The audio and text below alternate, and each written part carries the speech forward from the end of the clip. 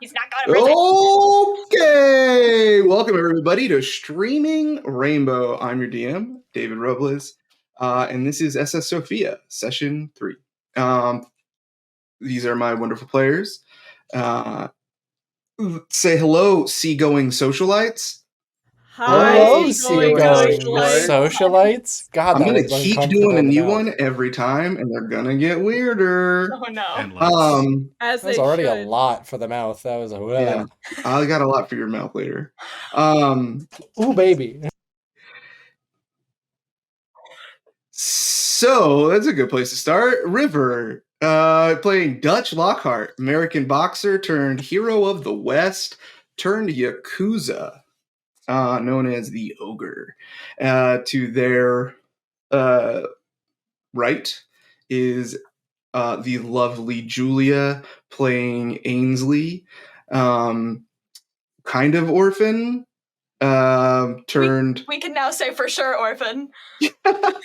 Well, you had a glimmer of hope, and I guess bastard turned heir turned orphan. There we go. That's the order. You're like a sadder version of Gladiator.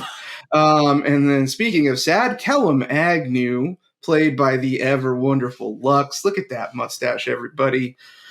What a handsome man with his bow tie. Callum is just kind of going crazy. Sad boy turned sad man, successful author. The success is never enough to fill the hole that his dad left dying in that mine. Speaking of dying, former twin, now turned thief, borderline fratricidal, that is. Sir Harrington Duke, played by the effervescent and seemingly ever-present on Streaming Rainbow, we love them, Chipper. I don't know if you guys can tell, I'm on one right now. We know. It's coming it's for great. our asses. And Max. As usual, second bill to Sir Harrington is Elliot. Seemingly always in second place, always with the smaller font, always with less credit. Please check out all of our socials. We have a wonderful Discord. All of these players I met in that Discord, had a great time. Check out Best Last Summer, a 3-part series that just concluded not too long ago. That we are all loved, that we all met each other and fell in love with each other through. If you are maybe struggling to find a play group, or just generally want to meet some new fun people on the internet, the Streaming Rainbow Discord is a great, safe place for people of all orientations, genders, colors, etc., race. Except for hateful bigots, go fuck yourself. Eat shit and die. Check out our artist, all the art done in this campaign, and has worked on a few other one-shots and other projects for us. Calamity, they do amazing work. Our wonderful title, I failed to give credit before this. I will, it'll make sure to be in the description of the notes. Our wonderful title screen, that amazing theatrical ship with the Sophia and the borders, was made by our player Mags. Check them out. They also maybe do freelance work. Doesn't hurt to ask. Okay. Let's get to the recap. Okay. Not a lot has happened. There was some Eldritch Horror beholden. Maybe somebody passed out, was having weird dreams. Callum. Somebody's dad died, and they're the prime suspect. Ainsley. Somebody else is realizing that their talents are not respected or adequately compensated, and that may be causing some division. I don't know who would start that kind of division between two good friends, but they're a bad person. Me. And some targets were made. Some targets were seen. River or Dutch, I should say, has seen the enemy, and they are also large. Ghost kids jumping in. The had a productive meeting. Well, 4 of them, mostly productive, with the captain. Elliot is now in charge of the investigation that has its sights aimed on Ainsley. Ainsley was cabinless and is now shacking up with Callum, who is also of suspicion. Dutch is of suspicion. Being a large man. Well, both. Yeah. Why not both? And I think and then Ainsley also had a heartbreaking meeting, sort of a mirror-verse meeting with Captain Francis Chester Reed, seeing what it may have been like to have a father who genuinely cared for them. But what never was can't be missed, right? Ow. Yeah, you're welcome, Pain. Okay, Lan, speaking of pain, let's jump right into that sweet, sad mind. Ainsley, you are exiting the officers' quarters. Again, these huge, kind of strange doors with some weird iconography. As they shut behind you, you hear sort of a loud thud. What is on Ainsley's mind? What are they thinking? This is probably the lowest Ainsley's been since their mother died. Oh, well, sure. Obviously, for significantly different reasons. Yeah. But I would imagine there's quite a bit going on. Where is Ainsley going to go to maybe clear their head or ruminate on some things? So, I don't really know. It's a kind of thing where I feel like Mr. Agnew has been very kind in letting me share his cabin, but I do want to stay out of his way as much as possible because I do still feel like I'm intruding on that space. I think I'm just gonna wander around the deck. I part of me thinks about if I should go find Rosalia because I want to try to talk to her just to see how she's doing, but she probably doesn't want to see me. So, yeah, I think you go up to the deck and you see it's a beautiful day in the Pacific. It is the early afternoon. It is sort of the zenith of the day. The sun is high in the middle of the sky. There's nothing as far as the eye can see outward, but inward you are sort of reminded of the world that you don't really fit into. There is a croquet tournament going on with, and I think you see a couple of familiar faces, so at least you know Callum isn't in their room, if that's an option you want to go down. But you also see a familiar sight that makes your heart drop a little more, and that is some of the wives of the dignitaries and the men are sitting to the side, cheering on, golf clapping every so often with their little drinks in their hand. But that's not what really drags your heart down, drags your mood down, right? It's the sight of the nannies that are taking care of the young ones. Reminded of your mother and Marjorie, who were the wet nurses and the handmaids to Lucinda. And you think about the comfort and care and how you've maybe not felt that in a long time. Yeah. I think I'm gonna try to not look and just try to look at the sunset, maybe think about seeing if I can paint it. later, but I think my eyes just keep going back to that. Yeah.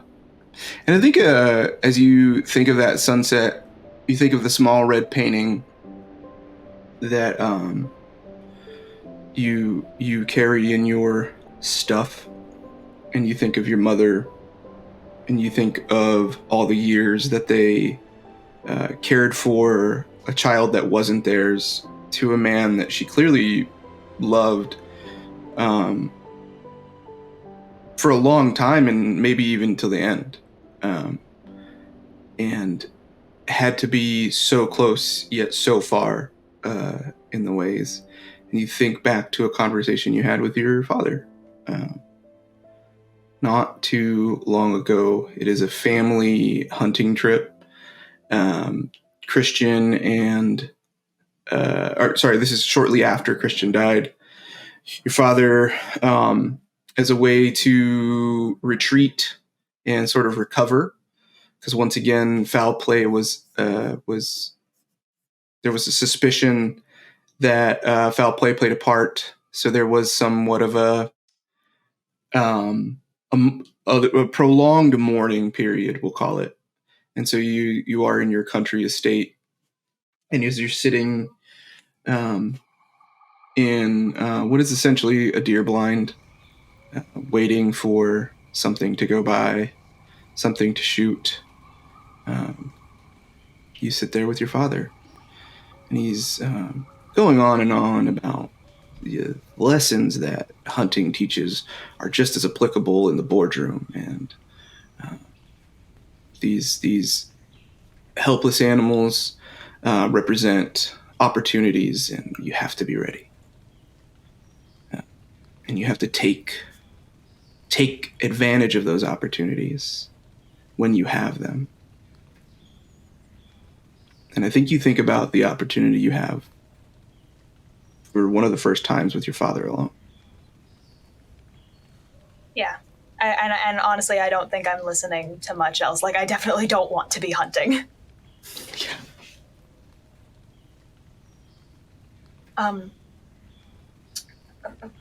Father, may I ask you something? Sure. What is it?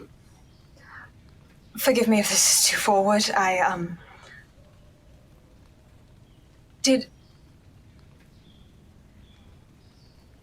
Did you love my mother?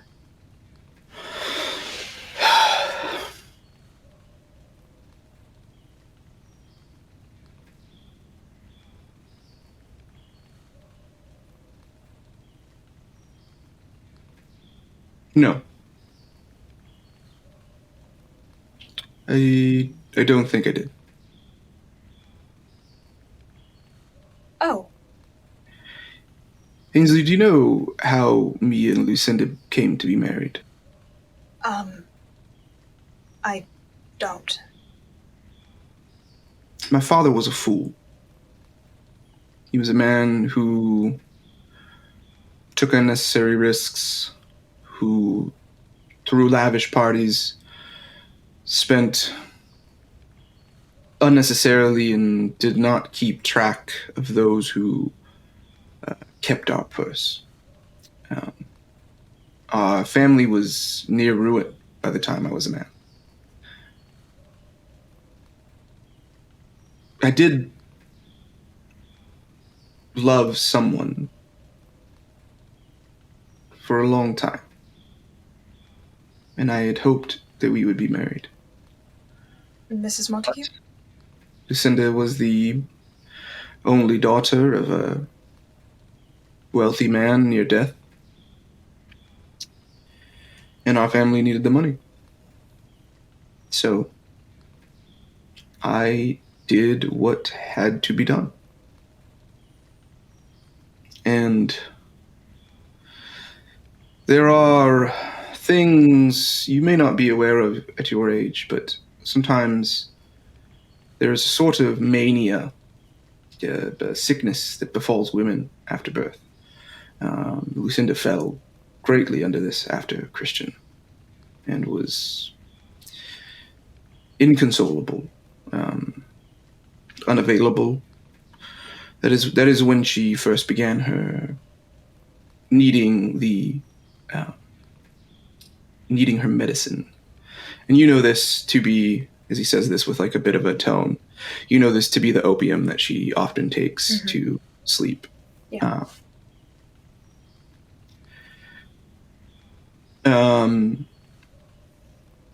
And I needed physical touch. Oh. There was certainly something there with your mother. But I don't know that it was love. You know, she always spoke very highly of you. She was a wonderful woman, better than her station. A great nurse to the children. Yes.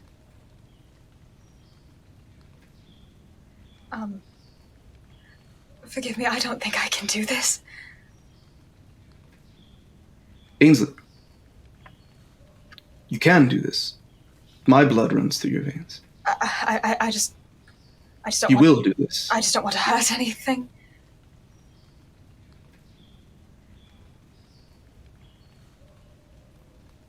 Ainsley, do you know how I saved my family's business and reputation? I'm sure I don't. Through ruthlessness. Through what some would call unethical. But ethics are the ramblings of men who have the luxury to sit in ivory towers. I did what was necessary to ensure not only my family's survival, but its prosperity. And you will do this so that when it comes time to look a man in the eye and tell them that you are going to pay pennies on the dollar for their land, and they will take it, you will have the spine to believe what you say, and that man will cower and cave. Why not Rosalia? Nobody can... What, a woman? What do you... Come on. Ainsley, don't be a fool. Forgive me, I think she's truly brilliant. She is. And she will be your consigliere, your... They don't know what kind of match we can find for you. And sure, something will come up. But, yes, I believe you will need Rosalia to ensure things run smoothly. But somebody has to be the face. And there is... Rosalia can do many things. Almost anything she wants. But a woman does not belong in the business world. Which is why you will dig deep, find your Montague blood, and do what is necessary.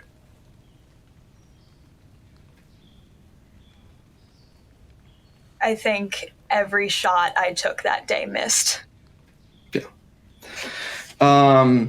Yeah, and I think as you go back to the manor, as you head back with muddy boots and no prize. Your father wasn't taking a shot. He was more going to try to teach you some stuff. And after a particularly bad experience where you unknowingly swung the muzzle around, pointing it, he decided to call it a day, maybe a little early.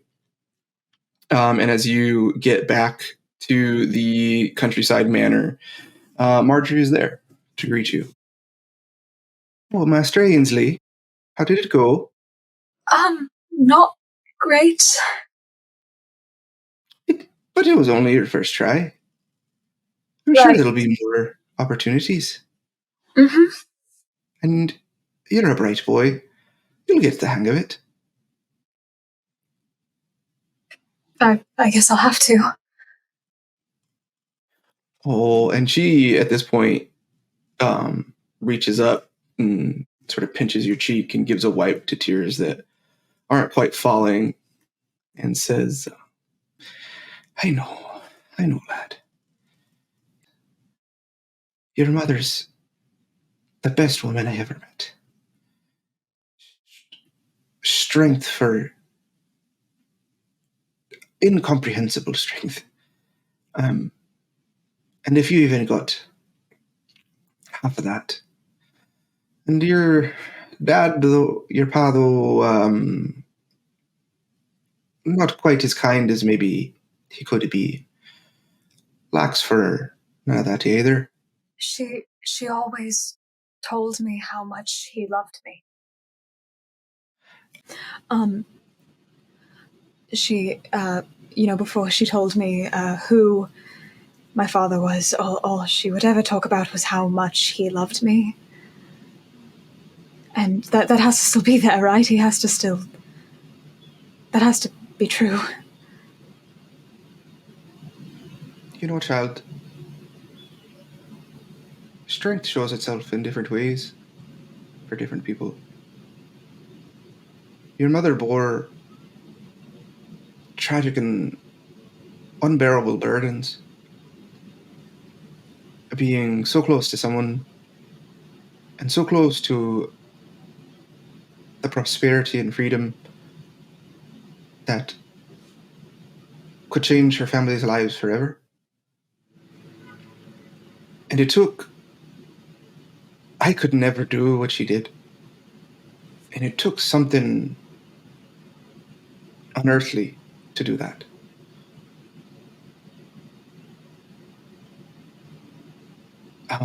And I think love maybe expresses itself differently too. Maybe your mother believes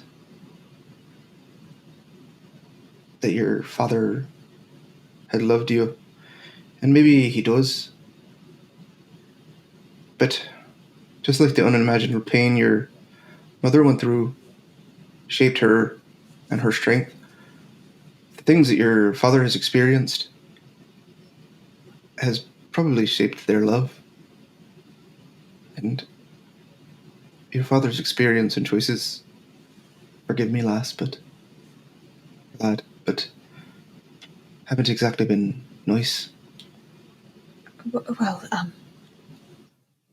he's suffered a great deal. I wouldn't expect, and I know that I'm a horrible reminder of that, so I of course wouldn't expect anything now. I have to believe this is going to get better. It will. It'll either get better or it'll get worse, and one day it'll end. I hope that's not for some time. Me too. Thank you. But I think it'll get better. And I know for sure you'll make the best of it. And whenever you need it, I'm here for you. Thank you, Margie. And then she kind of does a look around and gives you a big hug. And with that, I think maybe you give me a no idea.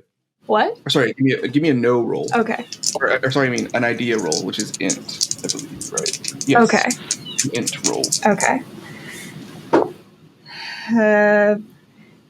84 on a 75. Yeah, you're just thinking about her a lot. She's on board. Think it might be a good opportunity to go talk to her, but maybe you should go talk to Rosalia. Who knows?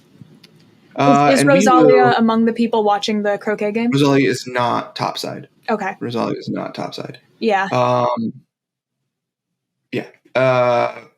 So as you head below decks, we will pan on over to our croquet game, which is in the semifinals. Callum, you have been teamed up with Bruno Cavalli. You guys are about the same height. Bruno is maybe 2.5 times your weight.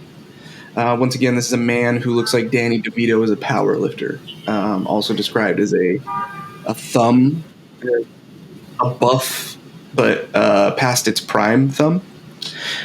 He looks like a tiny kingpin. We'll put it that way. If you like comics, and Dutch, you are paired up with Elliot, and then Sir Harrington was paired up with Gunther Krause, who we've also met, who is the German car maker, who also has helped put a lot of the railway into a recovering Europe. Okay. Elliot and Dutch, you are playing Mikhail Kazgrov, who is a Russian arms dealer. They're a famous gun maker, and an expat that lives in Turkey, and Yves Bouchon, who is a Frenchman, who again is a residential contractor. So, and we will start with you two, Elliot and Dutch, who are playing the Kazarovs and the Bouchon, Kazarovs, right? And Bouchon and Yves.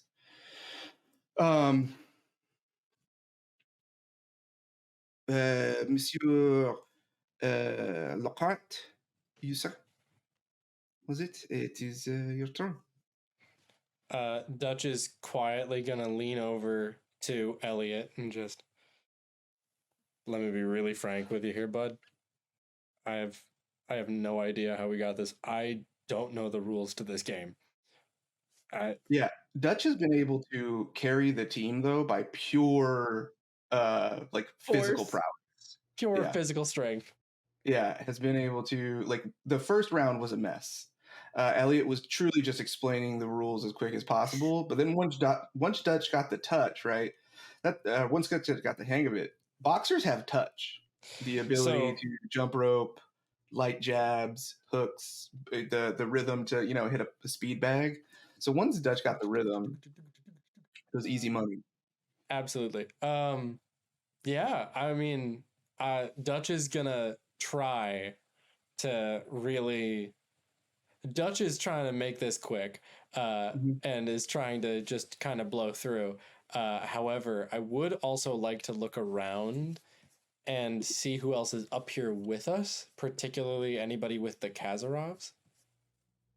Yes. So you see Mikhail's wife, who is give me a spot hidden check. Absolutely. And that'll give you the details, how much detail you get. I'm pretty good at that.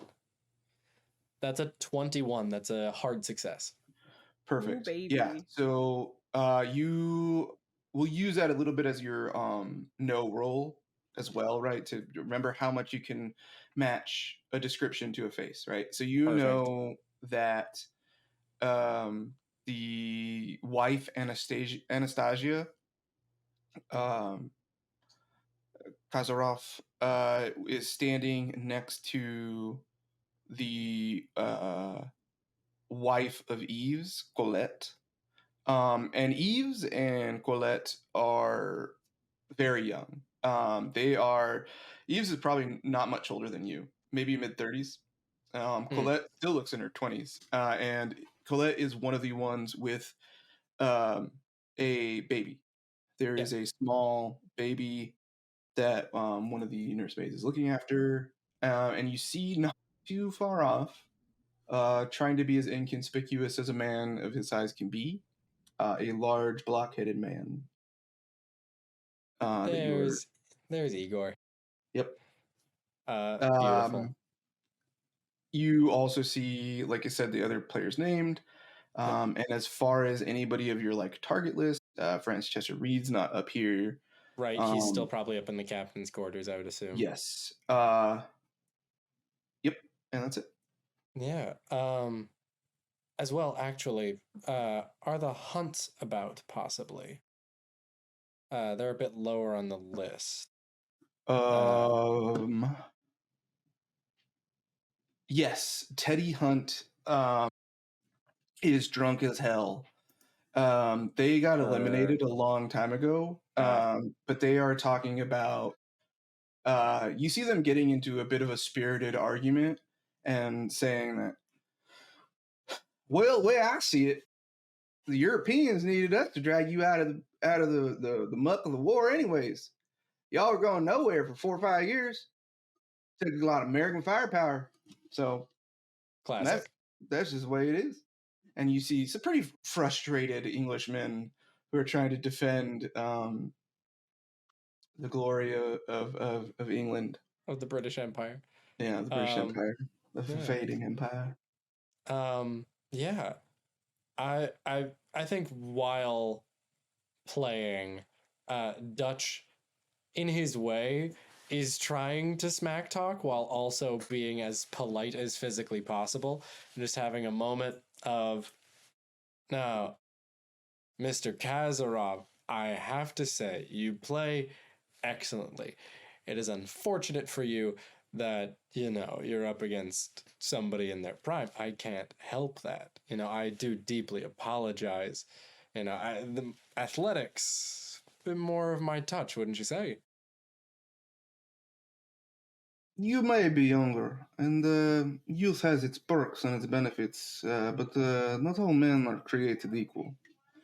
And some primes are but small windows, snaps of the finger, or twinkles of a star, and some primes last much longer, Mr. Lockhart.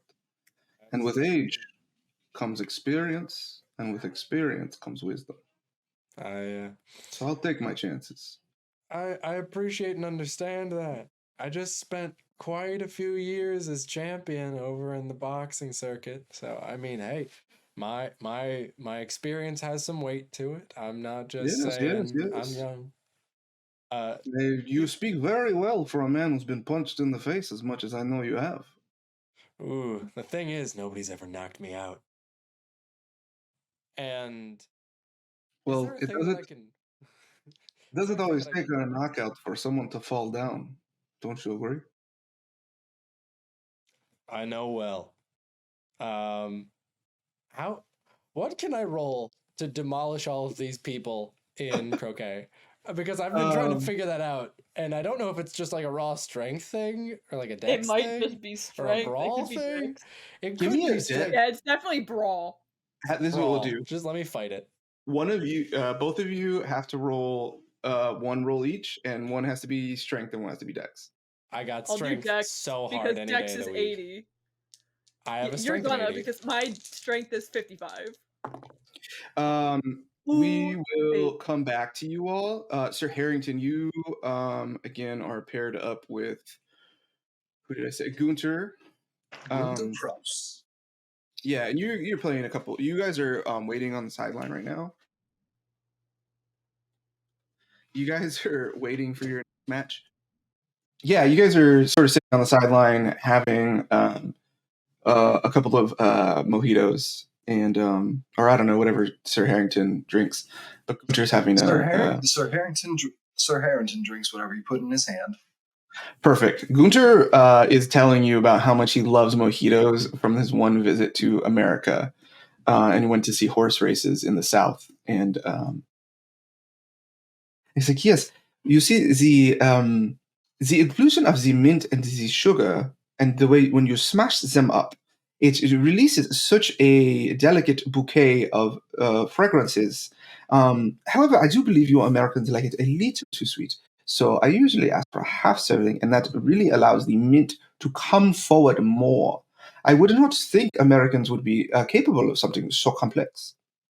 Once again, you know what I recommend? You know what I recommend more than anything else? Try what is that, sir? Try with a little bit of blackberry meddled in there. Ooh, interesting. I will have to try that sometime. I do not believe we have any blackberry on board. However, even amongst all the exotic things on board, and I do a little birdie may have fluttered to my ear that Sir Harrington may have some groundbreaking discoveries on board. Oh, well, Mr. Krause, you flatter me.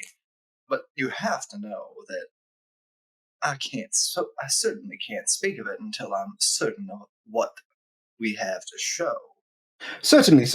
I await the publication of this, and eagerly await it, and will read it immediately. There is nothing. Well, There's nothing to say of a professional curiosity. I was I'm a little bit professionally curious about those railroads of yours. I've heard they crisscross all of Germany now. Yes, we have expanded past Germany. In fact, yes, the war, however disastrous and embarrassing for my people, has been fortuitous for me personally. There has My been father always had a saying, disaster begets opportunity. yes. Yes, and in fact, I was hoping to be able to expand into the east. And I was about to say, I may have found something of interest to you. And as a professional courtesy, we may, how do you Americans say, if you show me yours, I'll show you mine? I would be happy to share some information Wunderbar. as a bit of Um, professional courtesy. I'll tell you what, Wunderbar. why don't we put it on the match? We win, and we'll have a little meeting. Wonderful. I do believe there is tonight, and then at that, as he says tonight, you hear over again the one MC. You hear Francis Chester Reed come on board and say, you hear the Francis Chester Reed come out and say, "Ladies and gentlemen, this is your captain speaking. As I wish I could say this was good news I'm bringing, but as many of you have probably heard, tragedy has struck. One of our major investors and my close personal friend, Alexander Montague, has passed.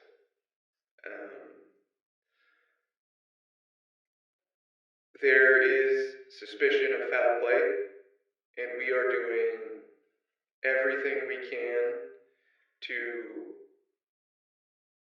ensure that everybody else's safety is maintained and that the person responsible for this is brought to justice. With that being said, tonight we are canceling the ball, postponing for a couple of days, and instead I will be hosting a all hands town hall where you can ask me any questions. We can maybe enjoy a little bit of community together, and maybe perhaps more in a good way. I assure you everything is under control, and we will get to the bottom of this. I hope to see you this evening. Fair winds and following seas. Signing off. And the announcement ends. Oh, how fortuitous. It seems that perhaps tonight would be a wonderful time to take a sneak peek. And the highest point scored will maybe go first. How does that sound to you? That sounds eminently fair to me, Mr. Krause. Wonderful. Dutch and Ainsley, what'd you roll? Ainsley. I rolled an 8. Sorry, I scored Elliot. 80. So that's it. I rolled an extreme success. Elliot Oh, rolled a 15 on an 80 for Dex, which is also an extreme success. We are fucking them up Obliterated. right now. Yeah, obliterated. They are very upset. USA. Mikhail. It's like when the Fuck US these team little European demolished. assholes. What cricket team did we beat a little while? Pakistan. Yeah, it's just like that. Embarrassing them at their own fucking rich bitch game. Fuck you. This is going on the blooper reel.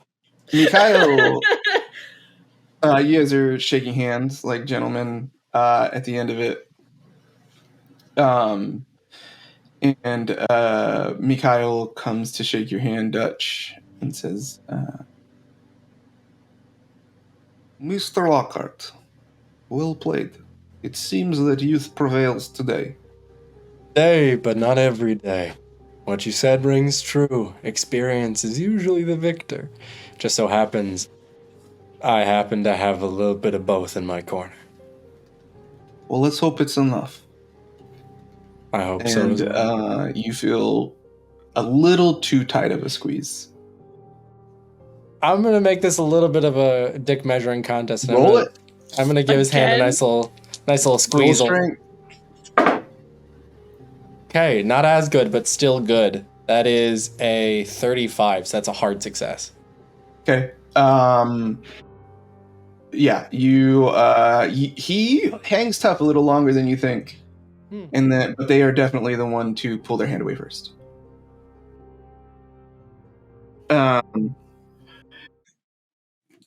Elliot, as you finish the match, he comes up to you. Says, Monsieur, I have heard that you maybe are part of a fraternity that I am a part of as well. I would love to. Tragedy has struck my family, and I'm looking for a fresh start. We have thought about America, the horrors of war, followed by some personal tragedy, has made it untenable. I would love to talk to you about the area that you grew up in, and perhaps some other connections that can be made. Elliot's gonna try to see if anyone kind of caught wind that this conversation's having. No, you guys' match is concluded. Okay. You can see Dutch and Mikhail are locked having in. their little pissing match. Yeah, they're Dutch's second pissing match of the day. Have you guys ever seen the meme that says boxing photos just need to be turned to black and white, and they're like gay wedding photos? That's what you got a little bit of that going on right now between Dutch and this a lot smaller Russian man, but is not at all, seems not at all intimidated by Dutch. Okay. I could tell you about Princeton would definitely be a good place. Yes, I must, a little bit quieter, so. Yeah, I must attend my wife, but perhaps tonight we can have a drink or two and chat about that. Okay, yeah, definitely. I can take some time. Perfect. We will Callum, you are Callum, you see all this happen. You got eliminated very early on. Bruno is all muscle and was just smacking balls everywhere. So I probably thought they were meatballs. So from the beginning of this one, there. I could do. Yeah. However, At some point, Gunther comes up. Mr. Callum, how are you? I just want. I hope I am not impeding. You seemed so at ease on your own here. I just wanted to say, I know you are a friend of Sir Harrington's. I am a huge fan of your work. It's wonderful to hear. So much of the English literature is trite, vapid, stupid. However, the pain of the Irish people really comes through in your work. It is a shame you have never been able to shake the yoke of the English. But it seems as though you all have been able to turn that pain into art. You gotta put the pain somewhere, don't you? Can't just hold on to it your whole life. Eats away at you then, you know? Yes. Yes, I think my people, they turn that pain into pain for others. Maybe not quite the right way to do it, but it's definitely a way. Maybe there is no right way. There is only different ways. We all have our different ways of doing things. Yeah. Yes. I just wanted to come say hi and say that. I also wanted to ask you if you would.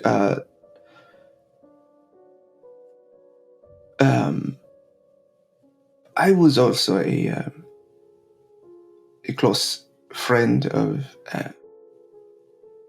Alexander Montague. I was.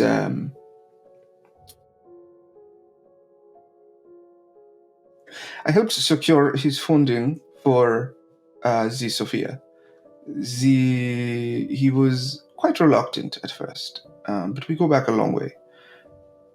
And in that time, we have become close. I know that the young boy. There are already rumors he may have found a new place to stay. I hope that we can count on you to keep an eye on him. Right. And I would also offer you any resources to, if you are perhaps feeling unsafe in the future. Well, I quite understand where you're coming from, but I've got some resources of my own I've made so far, and I think I'm fine with that. I'll keep an eye on the young Montague. It's certainly a tragedy to have lost someone on board, but hopefully we can avoid others in the future. I hope we can too. I know a captain of the ship's much like a shepherd, you know, to keep his flock in. Shepherd. Something like that. Almost like a watcher. Yeah. Very wonderful to meet you, Mr. Agnew. And he extends a hand. Shake his hand. As we pan away from a bit of a terse conversation between Gunther and Callum, Ainsley, what's going through Ainsley's mind as they hear the reaction, and probably now know that there are more people than they previously thought who are suspicious. Yeah, I didn't know we were going to tell everyone. I certainly didn't know we were going to reveal that foul play is suspected. So I think knowing that now and seeing all the people around on the deck, even if they're not directly paying attention to me, like they're here and they know things now, and I can feel my heart accelerating and my breathing getting very heavy. and my vision starts to tunnel, and Ainsley's going to just like hold onto the railing behind him and just slowly like lower himself to the floor and just sit down. Normally when this happens, I try to like find a place alone, but I think I just don't have the wherewithal to move, and I think I'm just going to have a panic attack on the floor of the deck with my back against the railing. Where was Ainsley headed? I was going to try and find Rosalia. Okay. So we'll say that Ainsley is on the same deck level, and sort of, once again, there's smaller stairwells that go on the forward and aft end, and there's like a larger one that goes in the middle that sort of bisects the big ballroom, and then gets like a little kind of sort of tunnels down to the cabin level. And so you were there, just went down midship, and you're just a few feet from that stairwell, and you sort of fall down. You hear the words. You're still taking your steps, processing, and then you hear foul play. And you are as much as Ainsley discounts their own intelligence, not even going to require a roll. You're smart enough to know that that means there are dozens, at least, if not hundreds of people who immediately suspect you, based on both the incident with your mother on the first night, Stepmother, sorry, and the general vibe of the rumors that have gone around about your how you came to be in the position you are. And so as you slide to the ground and your vision tunnels and your breath shortens, you hear a sudden like rushing of feet, and you feel a very kind and familiar touch you haven't felt in months. And it's Tom, and they have their hand on your shoulder, and they grasp your hand, and they say, just slow it. Breathe with me. In, out. Are you okay?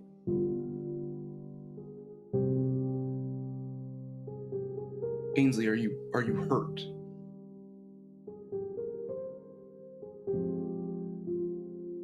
Okay. You scared me for a second. And then you see a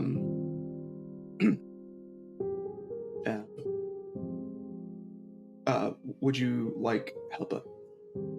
You see a veil go back, a readjustment to the dynamic. Tom is your oldest friend. You guys grew up. He was more of an outside boy, so did a lot of stable work, chopped firewood, more vine management, right? General landscaping, whereas you were sort of running around inside, stoking fireplaces, helping out where you could as you were younger, and until your roles were solidified. It looks like Marjorie's not far behind. That Tom came running up, and Marjorie comes up now. Oh, Mr. Ainsley. Whew. By the way, Marjorie is a bit older than your mother, so she's quite up there now. So. Oh, you okay?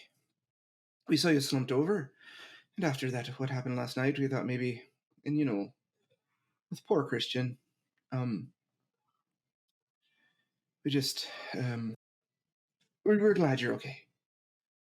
And Tom says, yes, Master Ainsley, I am relieved you are okay. And Marjorie says, oh, Tom, don't be such a jackass. This boy's practically your blood. And you see kind of like a mom look from Tom. And come on, lad. We just have to come.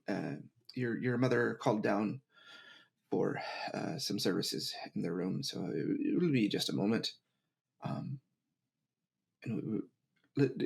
come and join us down in our quarters for maybe a drink or two.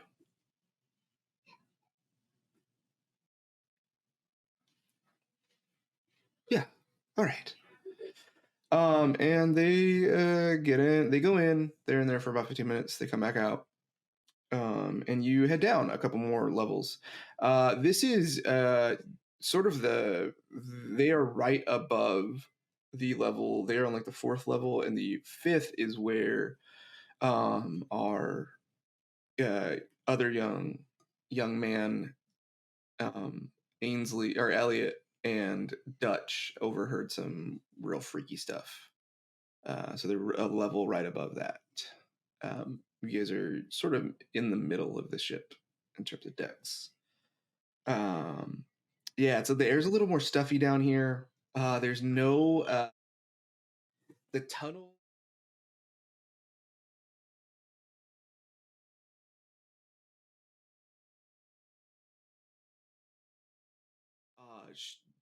Like sconces that are like cut into the wall and extravagant. And down here, there is a light about every 15 feet overhead, and not much to the walls. You see a lot of like not exposed wires, but wires and pipes like running through on the sides, and just like it looks more of closer to an industrial place than and in that way it provides like a small comfort for Ainsley. Yeah.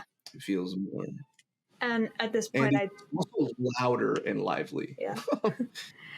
And I think at this point I've calmed down enough and like regained enough to be able to thank you. Yes. I do have to be getting back up to Miss Lucinda, but Tom can keep you company down here. I'll be back. And as you sit awkwardly with this boyhood friend, what is going through Ainsley's mind? I'm fucked. I'm straight fucked. I don't know what's gonna happen. Am I gonna go to prison? Am I gonna get fucking executed? It sounds like there is no way that this can go my way. Yeah. I think. And now I'm here in this room with this person who I miss so much and who I love, and who doesn't want to talk to me, because why would he? Give me a psychology roll. Okay. To read Tom, and you can get an extra die on this because you know Tom so well. Good. Gonna need it. Thank God, because that wasn't 100.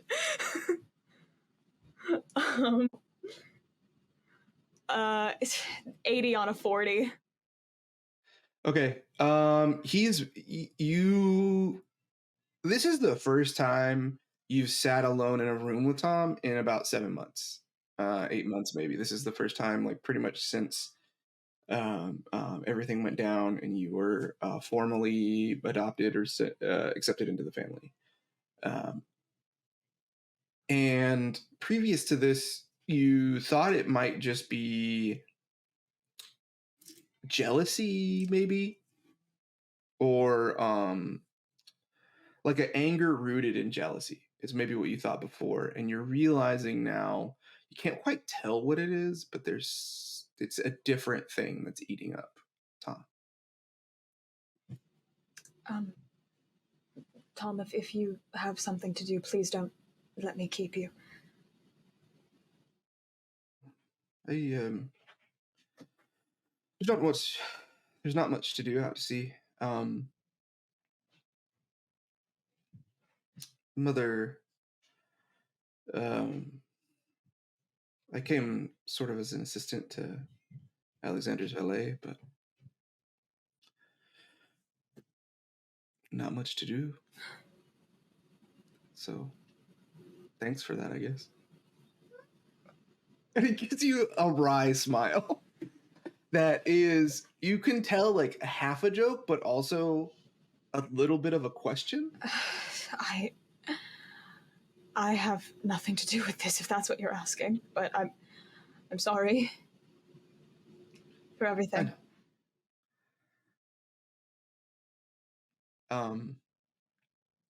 I just had to see. But we've known each other forever. I thought, no way. But your stepmother has never been more certain of anything. God, she's going to kill me. She may try. You know, I used to think this was everything I ever wanted, to be my father's son. It's a nightmare, Tom. I miss you.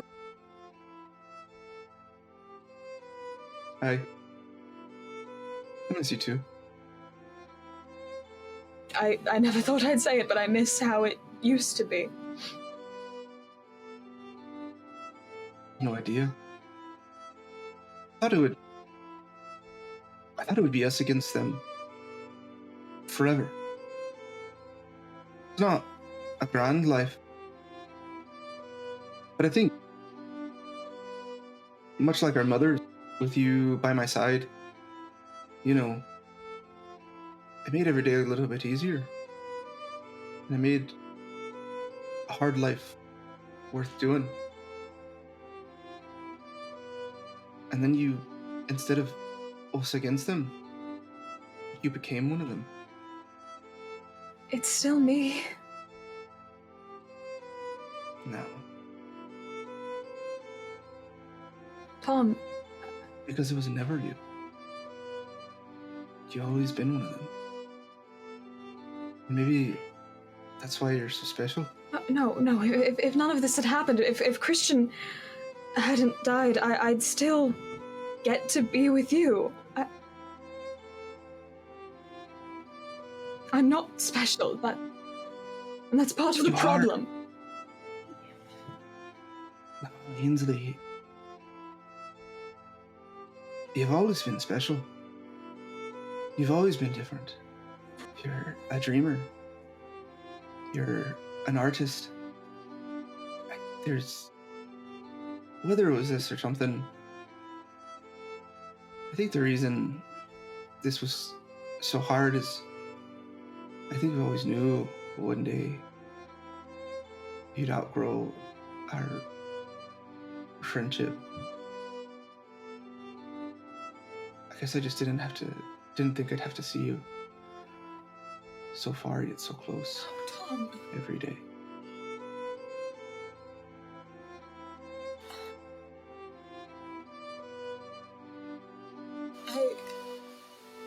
I would give anything to go back and be a silent servant standing in the background, watching my father and my siblings live a wonderful life without me. You see Tom pour themselves, top off their cup, take a big swig, put their drink down. And I'd give anything for that too. But I think some things can't be undone, Ainsley.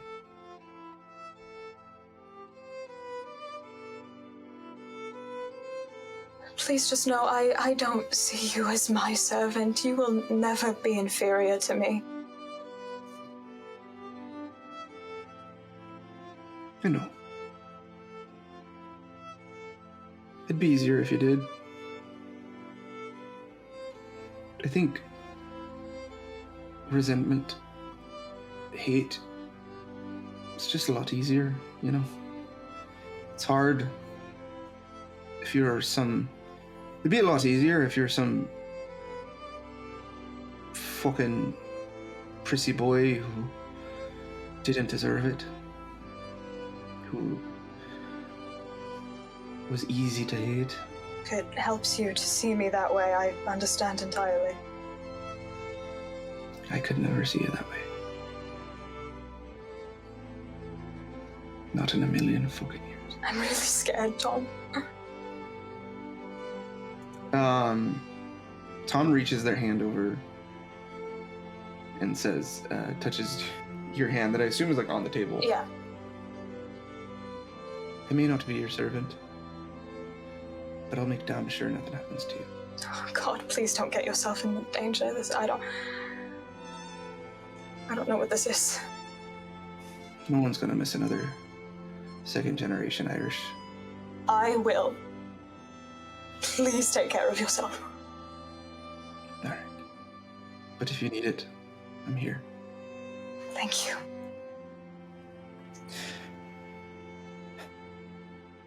And from that gay moment, we will go to The croquet match, a separate gay moment. A separate and yet equally gay moment. No heterosexuals on this ship. None. Everybody's gay. Dutch is unfortunately painfully straight, but That's true. for this moment. And Lux. Painfully straight so far. So far. I don't know. I've been building this romance with you and Igor. Listen, Igor and I, we're gonna kiss, and then I'm gonna murder him, and it's gonna be great. They're gonna kiss in the boxing ring. That's how you win, right? That's what you do. You punch each other a bunch, and then whoever kisses the other first loses. All right, contested rolls. Let's do it. We're gonna do this. So I'm doing. I will roll for Gunther. Strength. Can I just still do strength? Yeah. Harrington, I will give you whichever you want to choose. I'm not sure which one's better for Gunther. They're identical for me. Gunther's gonna get. Oh, excuse me. I'm sorry. Gunther's gonna get a 60 on whichever one you choose. I'm just gonna flop it. Oh, okay. I guess I'll go strength then. Okay. I don't have physical stats for Gunther because I didn't think I was gonna do this. Hey, Dad. Well, I rolled a 1. Hey. 0. Hey, River. 1. Hey, River. Did you also Twinsies. roll a 1? that's disgusting. Yes. That's Okay, horrifying, and I love What it. did Elliot? Elliot got a 51, which is still a success. That's pretty good. It is not a 7. Fucker. Damn. So, That's hilarious. yeah. So, Just Dutch, double crit real fast. Yeah. You guys are cruising to it, and then it's a tight match, right? It's tight. It's I don't have no idea how croquet works, so fuck off. It's really tight towards None the of us end, do. and then Ellie, you just kind of fucking beef it. You are thinking I bopped in it. your mind. It's like you're so close to beating Sir Harrington, and the pressure of that moment, instead of Elliot hardening, crumbles. And I think Mr. if it's all right with me interjecting Yeah, a little narrative here, Harrington looks over at Elliot. Elliot, your grip on the mallet's wrong. You need the pinky locked with the index finger. Elliot's not even gonna fucking respond. He's so mad. He's pissed. Yeah, so the match concludes. You, in addition to a small trophy, Sir Harrington is given 2 free nights, free drinks at the bar in the main, the one at the back of the main ballroom. As a secondary prize, you get a small medal, Dutch and Elliot. Dutch is gonna hide that. I think Harrington tells them to pass the drinks on to Dutch as a consolation prize. Interesting. Okay. Dutch hands over his medal. A gift for a gift. And then, and so Gunther comes up to you, Elliot, and says, Mr. Fowler, it is well fought a match. Thank you, Mr. Krause. You too. Yes. I would like you to know that those of us in the those of us who guide history are watching and have your back. Thank you, Mr. Krause. It's very comforting. So if there is anything you need for your investigation, please come back. I'll be sure to let you know. Yeah. Callum, as you were watching this happen, there is a rather large, or not large. Teddy, the American oil magnate grandson. Teddy Hunt. This kid is a baby, and he's acting like an asshole. He is currently engaged with the Kozarovs. Sorry. The Russians. In a discussion about a heated debate, what is turning into a heated debate about the how much better American guns are than European manufactured. Let me listen on into that. Yeah. Ain't no gun ever going to beat the Colt 45. I don't give a flying fuck what them Krause make. I don't give a shit what you Kirkovs do. There ain't no better engineering in the goddamn world. Ain't nothing that kills something faster, better, more dead. And Karkarov, you can see is getting when somebody right, it's almost like the freedom of not understanding social grace allows for an almost unfair fight, right? Like Kasparov has face to save, so they are very limited in the way that they can respond, and you see like a growing like flush and frustration. He's Mr. Hunt, I understand there is a lot of pride in American manufacturing and ingenuity. You guys have spunk or something like that, right? But it is not intelligence, it is not a design that has won you anything. It is joining a fight late when others are already exhausted, while you cowered across the Atlantic, all right? So let's not get ahead of ourselves. At this point, Mr. Hunt says, "You call me a fucking coward?" And then you get a little... What's up? Sorry, is there a way... Could Dutch hear this and interject himself? You guys are doing... off? Yeah. This is like No way problem. to the side. There's like a little cabana bar style thing. This is for those of us who are out early, okay? Yeah, this is like the tent. Yeah, this is the people who lost or the moms that are watching. All right. Go have your fucking drinks at the bar for free or something. I don't know. At this point, Igor steps very closely to Mr. Karkarov, and you see Eve's sort of pull, and gentlemen, perhaps there has been one too many drinks imbibed today. Mr. Agnew, excuse me, would you mind taking helping my friend Mr. Karkarov down, and I will take the American to their quarters. I ain't fucking drunk. Ain't nothing going on around here. And you at this point you see people like just kind of like shuffling him away. Mm-hmm. Oh, Mr. Agnew, you write books or something, right? Short stories. Yes, sir. That's what I do.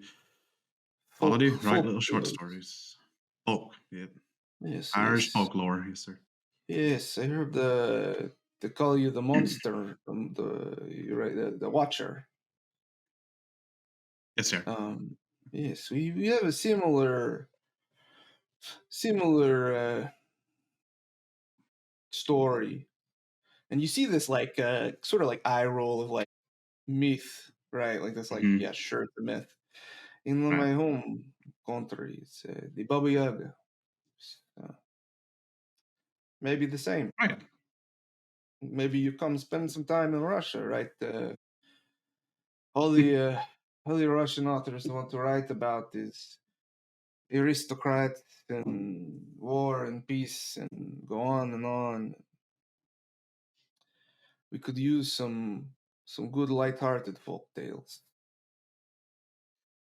Well, think that's the first time everyone's ever called me lighthearted. I appreciate it. I'll consider. I think if you ever seen the tragedy of a Russian winter, you'd probably agree that your books are a little lighthearted. I've had some cold days, but I'm sure they don't quite compare. Yes, when your land is the place where the most dangerous men in the world go to fail, it maybe says something about it, right? Never go there in winter. That's what I've heard. Yes. Many have, Eh, many will. They'll all die. So, just out of curiosity, what's your part here? What, are you with Mr. Montague, or how do you know Captain? Yes, me and Mr. Gunther, Hmm. we did some business not long ago. I used his railway to get some guns to the front, and ever since then we've building railways is a dangerous business, particularly in places where people don't want them built. So Fair. we supply some supplies that secure their business. Building What railways brings and you working on in board? mines. What was that?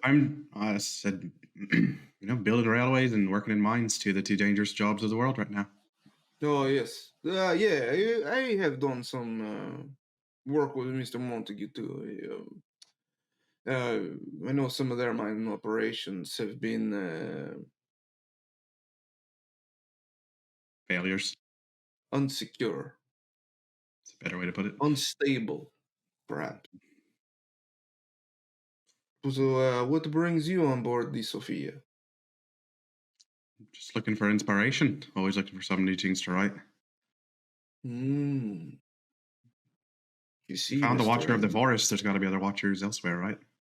Well, I think you came on board with the looking for the wrong monsters because they're all around. And he sort of like sways his hand to the people around him. Mm-hmm. Whoever hides in the forest, it's obvious. It's easy for everybody to turn on. But these kind of monsters hide in plain sight, don't you agree? The ones who don't fear hiding are always more dangerous. Yes, an opponent without fear is a very dangerous opponent. I look forward to your next book, Mr. Agnew. Perhaps the Bubble Yoga series can start anew. I need a bit of a translator, but we'll get to work. Hey, I look forward to seeing you tonight. Yeah, Elliot, after your brief conversation with Gunther, you head down to the cabin, and I believe Sir Harrington is waiting there for you. I'm gonna open the door, like, kind of slowly, like I'm trying to kind of sneak in a little bit. Because I don't want to run into him. You open the door to see Sir Harrington with a briefcase leaned up against one of the armchairs here in the living area of our suite, sitting in the briefcase facing the door. Or sitting in the chair facing the door, not in the briefcase.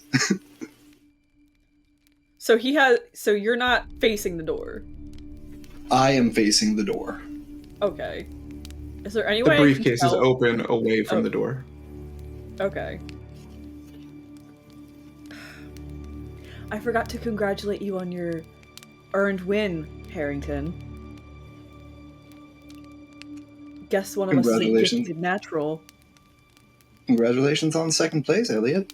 Oh, no, you're much more of a natural than I am. I played plenty growing up. I'm assuming this was your first time. I've played a few times in college. Wonderful. Why don't you have a seat? He sits down very slowly, like almost suspiciously. So, Elliot, you've had a bit to say about wanting to be your own man. Feeling a little underappreciated, perhaps? Well, as I've stated before, once we dock back in the States, I'm heading back to Princeton to get my doctorate. So yeah, it would kind of be nice to be my own person for once. Wonderful. Really make a name for yourself, Yeah, maybe get my work rightfully published under my name and my name alone. Yeah. Do you have a plan on securing all that funding? Yeah, Harrington, I actually do have a plan. You know, I've made a few nice connections here while we've been on the boat. Can't say the same much for you since you've just been floundering about. Mr. Fowler, I'd remind you that you're still an employee. How could I forget? I don't have Your to let you dutiful servant, I don't Elliot have to Fowler. let you. You're my doofus servant. And I'm going to pull the briefcase around and open it up. It has the paperwork that I have been going over with the publishing agent to try to get Elliot set up with his own series. Laid out on top. Elliot, what is we talked a little bit about character ambitions and stuff. Mm-hmm. I don't think we've ever talked about a desire for Elliot to be necessarily a public figure or to enter into a role of in the historian sense, so he kind of does. He wants to be like known and like admired, like in his field, like drafting these essays, like preserving history. Kind of once he's done with all the school he's going to be, like once he's done getting his doctorate, he wants to stay around and he wants to teach. Like he wants to preserve history. He doesn't want the lofty ambition. He doesn't want like the glorious fame that like Harrington's chasing under. He wants his own fame. He wants what his glory looks like. And I think from what I'm understanding, like Harrington is seeing that, but like kind of not understanding that. Like he sees that Elliot wants his own name, but he thinks he wants a similar name to what he has. Give me an idea roll. I'm so good at those. And a no roll. So the idea roll was a 99. Are you below 50? What, 50 oh yeah, what? You can't. Ooh, do you want to push it? Yeah, I kind of do want to push that because that was bad. I think usually, okay, the way a push roll goes is you usually have to tell me how you're gonna push it. Okay. I will assist on this one. A failure is a failure. I will say, for Elliot to push this, I think Elliot has to dig deep and see, similar to the croquet match earlier, Elliot fell apart because they let Harrington get in their head. You have to clear your mind spine. And clear your mind. He has to take Alexander Montague's word to heart. Yes. Slowly. All right. That is a 66 on idea, which passes. Perfect. Okay, that's good. You did not want to fail that. No. And you said also roll for no? And then also roll a no roll, please. All right. That's an 85, so that's better. And that's a 31 on no, so that is a hard success. You think about the knowledge you remember, and you think about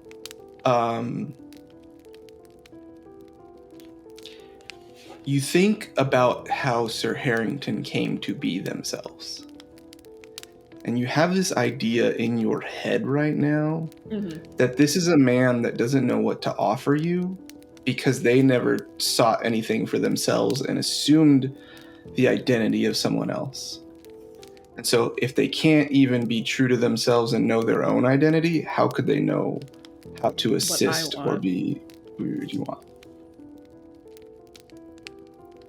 Would Harrington's true identity be common knowledge for Elliot, is what I'm asking. I think with... Was that? Elliot's fully aware. Okay. I was going to say, from what I understand, Elliot knows and has known for a little while now. Elliot was probably told about 6 months into our working together. Okay. So you just think the paperwork, you're just gonna lord this over my head? Is that the goal? You want to see what lording things over your head looks like, Mr. Fowler? I am fully aware of what lording looks over my head, Sir Your leave Lawrence. is cancelled, Mr. Your leave is cancelled, Mr. Fowler. You're back on duty. You can't do that to me right now. Oh, I certainly can. Fine. Have fun writing your own shit. I will. Elliot's gonna get up, gather whatever he can quickly out of his room, and leave. You walk out that door, you're not welcome back, Mr. Fowler. And I'll be sending a very strongly worded letter to Princeton. Captain Reed would beg to differ. Captain Reed may be commander on the sea. We reach land, things run a bit differently. After all, this is an internship, Mr. Fowler, and if I report you've been derelict in your duty, education won't move very quickly for a man who hasn't been able to get into a doctorate program for 4 years. We're going to keep that idea roll. Elliot, if Harrington wants to go scorched earth, you guys are in a Mexican standoff. And I think that the Esquire part of it, that you could write a letter to the board, not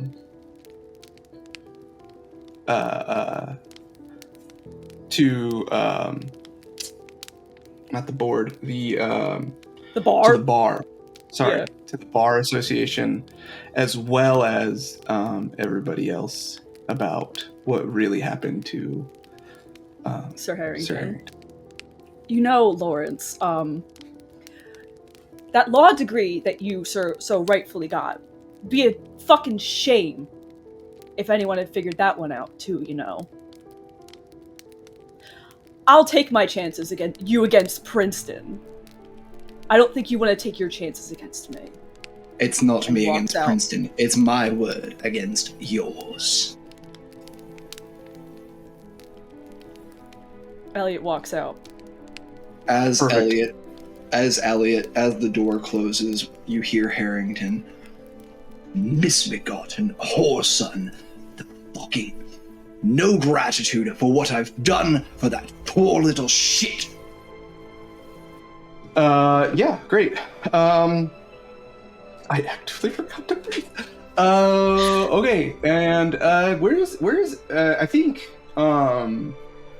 Elliot, are you headed to Callum's room then? You know what? Why the fuck not? Callum's dad. Everyone's Perfect. fucking partying with Callum and Dutch. I might as well too. I think as you are headed up there, you run into Ainsley, who's a little drunk. Am I? Actually, give me a spot hidden. Am I? Me? Hey, you were having drinks with Tom. Oh, I thought we I had... guess you could roll a Constitution if you want. Yeah, I probably had like one drink. Probably nothing crazy. You are Look at you. a little baby. A baby bird. Okay, I'll make my fucking contact. Fuck you. This is- Can I push that to not be drunk? I'm going to be really honest with you. pushing a roll and then failing is Rally. not good. Puke and rally. It's not good. I'm not going to give you disadvantage or anything else. I think you just look. I think, to be honest, it's more the emotional mess of the aftermath. But we'll call it you're just a little buzzed, not drunk. Because Sorry. that was a 75 on a 65. Perfect. So we'll say you're buzzed. Mm-hmm. He's not hammered. He's just like a little. You see, and I think Elliot. Yeah, Elliot, you see Ainsley, and they look like you would have looked a week ago if you had that conversation with Sir Harrington. Like his tail is between his legs, and he's and like I said, he's just a little buzzed.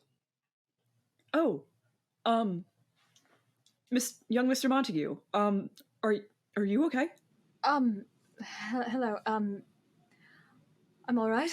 How are you, Mr. Fowler? You know what? I think I'm doing pretty okay. Wonderful. Are you looking for anyone specific? Can I? Oh, is there anyone oh, you don't have to help me. That's all right. I was looking to see if my sister would be willing to speak to me, but otherwise, I think I'm just going to go back to my new cabin. Shit. I'm so sorry to hear about your father. Oh, thank you. I lost my mom when I was a young kid, so I kind of... It's hard. I'm sorry to hear that. Thank you. Yeah, so if you need any help, you can always come find me. I'll be able to help you in any way that I can. I very much appreciate that. Where's your new cabin? Maybe I can help you get back down there. I'm staying with Mr. Agnew. Oh, perfect. Let me help you get back down to that cabin. All right, thank you. You guys are on the floor. You guys met in the middle. You were farther up. Ainsley was farther down, and you guys kind of sort of met at the stairwell. So I guess we're gonna try to go back down to Callum's cabin. Hopefully he's down there. Yeah. After Elliot's conversation with Captain Reed,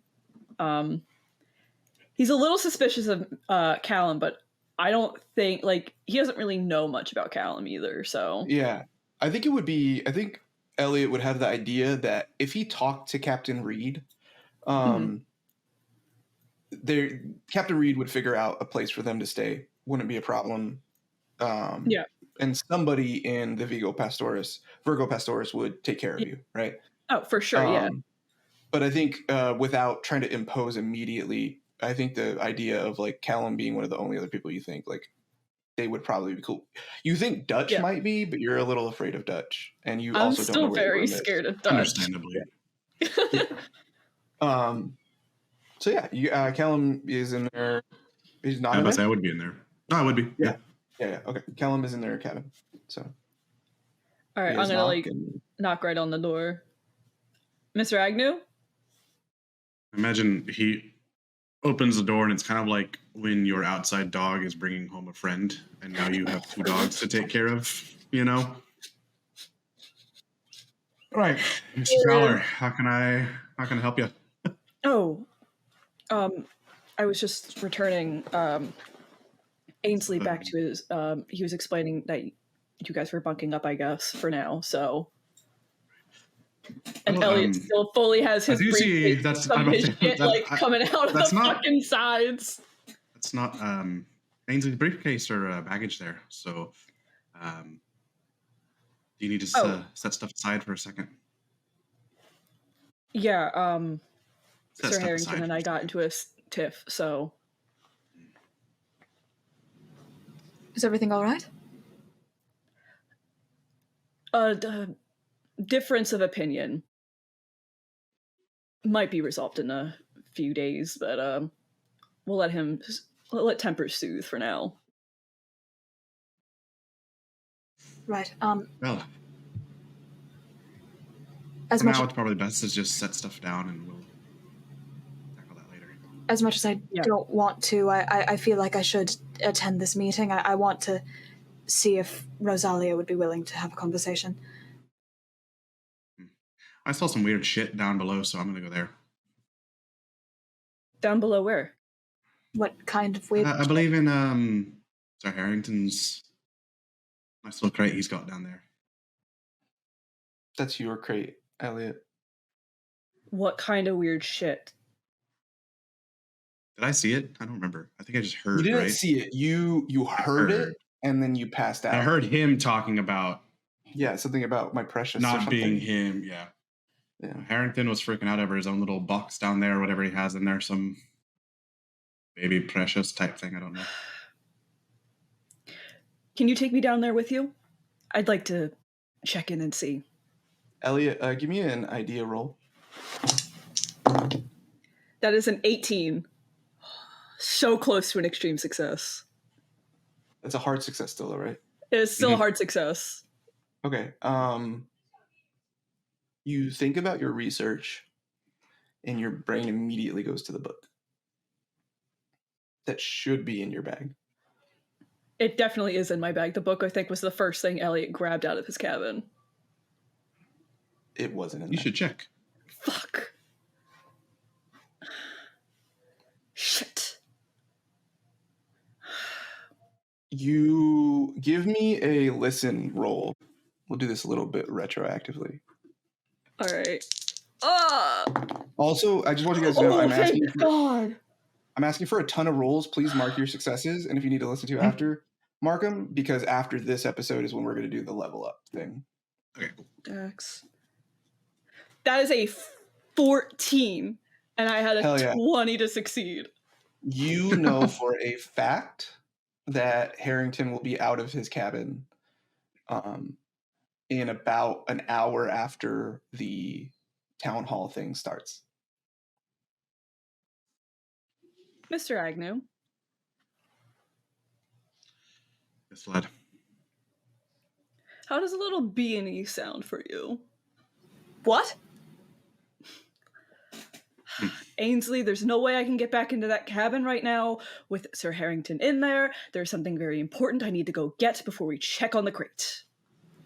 Okay. I respectfully will not be involved in that because of what other people are currently thinking of me. Ainsley has enough false crimes on them right now. We don't need to add some more. Yeah, I will say you guys have enough time if you wanted to head down and then time it where you essentially cross paths, because you did hear them talk about the hold or whatever, right? Yeah. And we would use a bit of the secret tunnels that exactly Callum knows about as well. Yeah, and there were ladders to go down to the lower level on the side. Oh, we got there. Go down. Yeah. No, I mean even from there, right? You guys were on top of the hold, but there was ladders to go down into the actual hold itself. Yes, exactly. Rather than the aforementioned catwalk. Yeah. Ainsley, sure. just mark down a success for psychology roll, because you definitely need to go to that fucking town hall. Yeah. That was the right call. I'm not going to make you roll for that. If you would have said that you wanted to go down, I would have been like, you think about that. Maybe not. Physically over your shoulder. At some point, would I have kind of conferred with Dutch what our plans were? Yeah, we could say that you guys did that. You guys chatted a little bit. Because then I would probably tell Ainsley to look for Dutch. Will be up there in the meeting if you want maybe a friend to have. All right. Surely you can't miss him in the crowd. So. Well, I believe we have a little trip to make there, Mr. Fowler. All right, who wants to go first? It can't be chipped on a delay timer, but that'll be fun. We'll get there. River, did you raise your hand? Was that you? Yeah, River did raise their hand. I would really like. Dutch would like to go to the town hall and scope more and find more rings and chat more people up. Nobody's wearing rings anymore. Nobody's wearing rings. Interesting. Nobody's wearing cool. Rings anymore. That was only the first night thing. Only for the formal event. That makes sense. Yep. It is, and this is one of the reasons it's very hard for your organization to track these people down. That makes sense. It's flashes in the. It's right. It's the theory of like why we've never seen aliens. Aliens surely exist, but 2 flashlights in a dark room, those light beams hitting each other is so rare, right? It's like Absolutely. Yeah. That makes sense. Then in that case, as a sort of social move, Dutch wants to talk to as many people as possible and ingratiate himself, especially with those on his dossier, and slowly move through the crowd towards Igor if possible. Give me a spot hidden, I guess. Yeah. Absolutely. I am good at Kind of those. a bootleg perception. Yeah. That is a 38. So that is not a hard success, but a regular. Not a single ring bearer except for Captain Reed is in attendance. That's interesting. The wives are in We're all attendance. there. Many servants are in attendance. All of the officer corps is lined up, like on the side, right? It's a very much so like A defended.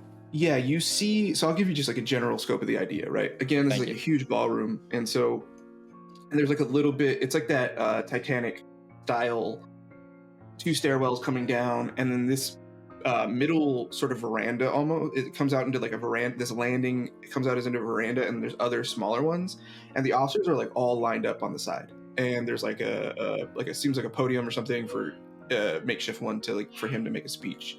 He's not Makes up there sense. yet, but the officers are standing there as like a show of both organization, force, and discipline.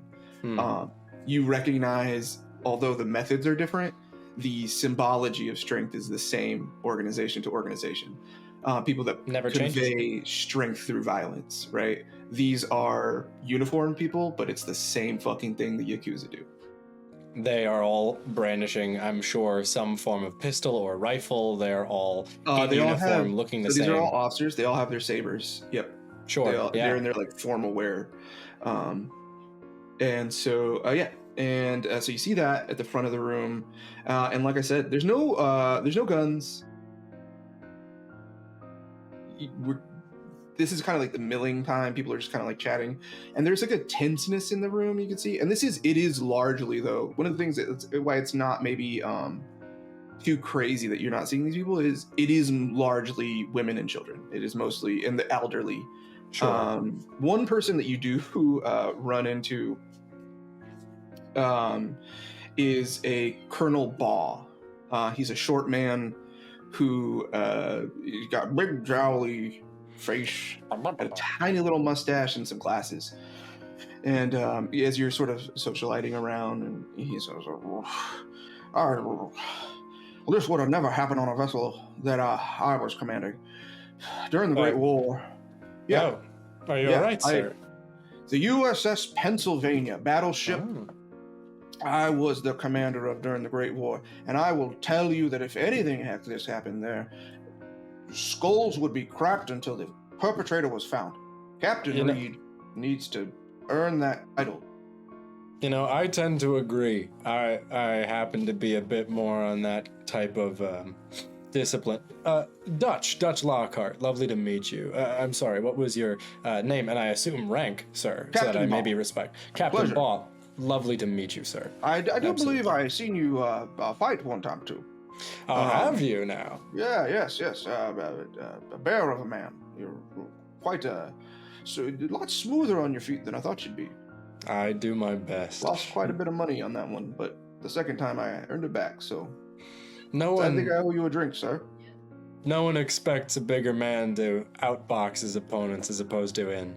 So, triangle theory, it's a whole intellectual sport once you think about it a little too hard.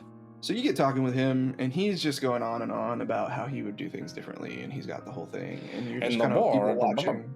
Yeah, he's talking. Yeah, war and glory, right? Ainsley, what are you looking out for? Do I see Dutch? You do see Dutch. Okay. It's impossible to miss him. Well, yeah. I think seeing that he's like in a conversation, I'm gonna like keep where he is in my mind so I can circle back to him later. I am scanning for Rosalia. Also, really hard to miss. Pretty tall, doesn't shy away from not very big heels, but is much taller than many of the women here. Is she So- alone or is she with her mother? Your mother is not in attendance. Okay. Then Or your stepmother. I apologize. Thank you. I'm going to tentatively try and approach Rosalia if she lets me. If I get any sign that she doesn't want to talk to me, I'll immediately back off. Roll a psychology. Oh, fuck. Okay. Oh, I dropped one of the dice. Hold on. Fuck, where did It's good. Keep it. Do floor dice count? Sure. Okay. Okay. Oh, bitch motherfucker. 41 on a 40. Oh, You think it's... You think it's probably fine. Okay. Ainsley is going to have to go with their gut. Okay. Rosalia? Oh, good evening, Ainsley. Hi. Is this a bad time? Do a spy hidden for me. Okay.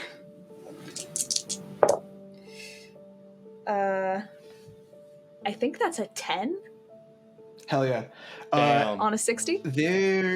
Everybody is doing that thing where they're trying to carry on a conversation, but there's like long gaps because they're all trying to watch what is happening. No.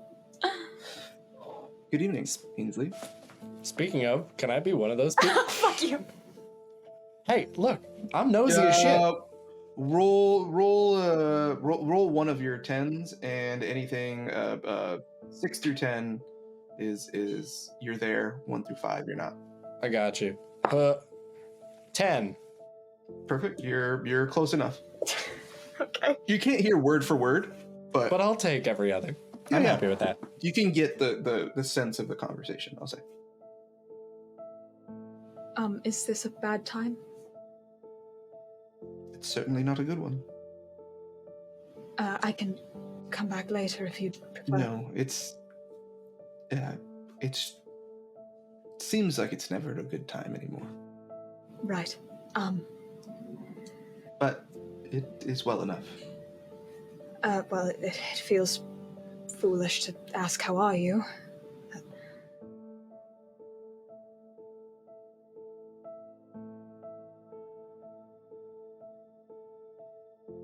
It is considerate And is and kind, as you've always been. is Mrs. Montague faring all right?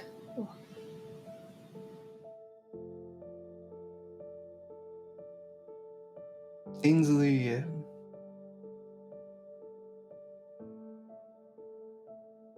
I've always been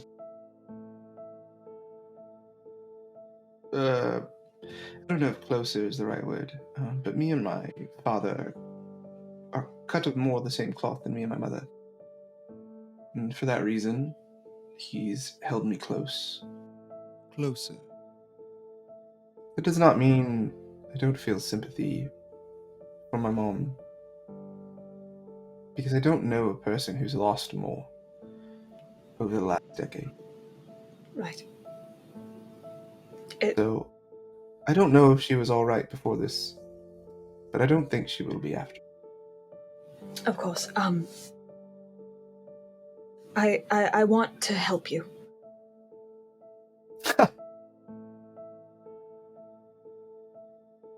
And I think I can.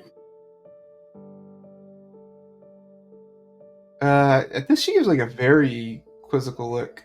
And you know this about Rosalia. They are a performer. Mm-hmm. They play the game better than anybody. They know their role. Your dad has in fact like used them as a weapon very often, right? Yeah. As a soldier in their social ploys. At that, she kind of like, and in that way, right? Rosalia is trained. Rosalia is very rarely surprised at something that somebody says. That was extremely surprising. I don't know much, and I don't know anything for certain. Please come with me. And She takes you out to the same veranda. The sun has just set, but there's still like a warm glow of that like purple pink peach haze, and you guys are out on the deck. What do you mean? I spoke with Sir Reed. He told me I am the prime suspect in this, so I hope it will help to alleviate any suspicions when I say that I think whatever Mr. Montague was killed over, whatever motive this person might have had, I think it has to do with whatever he's keeping in the safe in his cabin.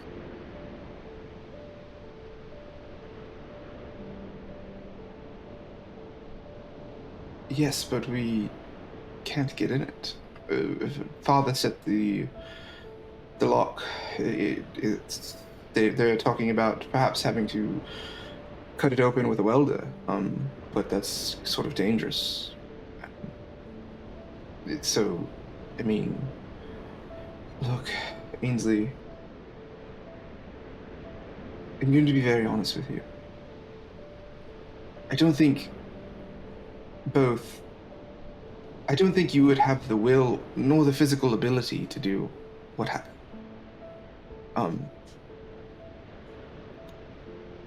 Perhaps it would be better to just wait. They'll get the safe open at home if your suspicions prove to be true. It's only 8 days away, and you can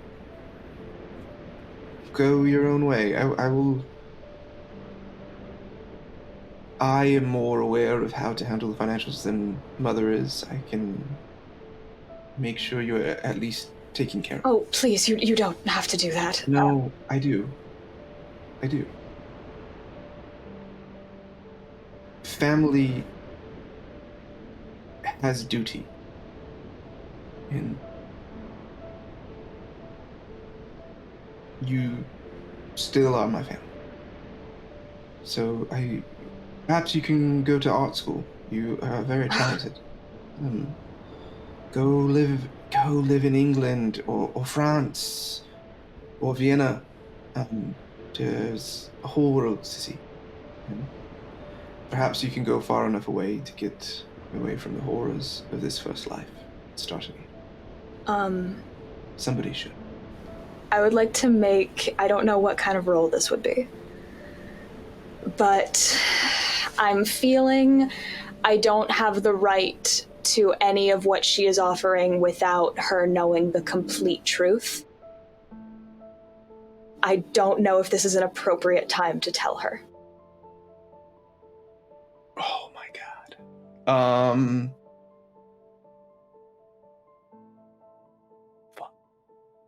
That's crazy, Julia. That's crazy. You surprised me, and now I'm surprised. So we're gonna go to somebody else. Okay. Elliot and Callum, you are headed down secret tunnels. Mm-hmm. Give me a listen roll, both of you, please. Oh, gladly. All right. God fucking damn it.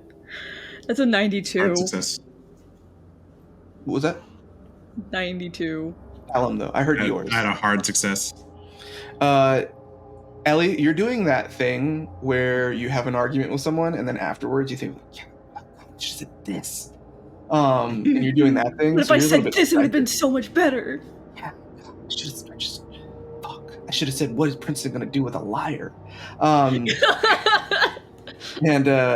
Callum, Shut the fuck up. you hear, because Callum is incredibly focused. This is what you came here for. There's someone in the tunnels ahead. They are a level lower than you. And you hear them very, you hear it very quietly at first. And because it was a hard success, I'll give you that you can gauge they can't hear you. That they're not taking it seriously, that they're essentially watching, like, sort of outside on the, sorry, not outside, like out of the tunnel on the, like guarding the catwalk. And then you hear I'll give it to you because you got a hard success. I'll give it to you. It's about every 5 minutes as you like are coming down. You're telling Elliot like slowly, let's wait. They're walking down and across, and then they like make a loop, kind of. I mean, not really a loop, right? Because it's so there's there's a guard interval that we can hear. Yes, but it sounds like there's only one guy, and he's just kind of like complaining. He's like, fuck it. I don't know how I pulled this duty.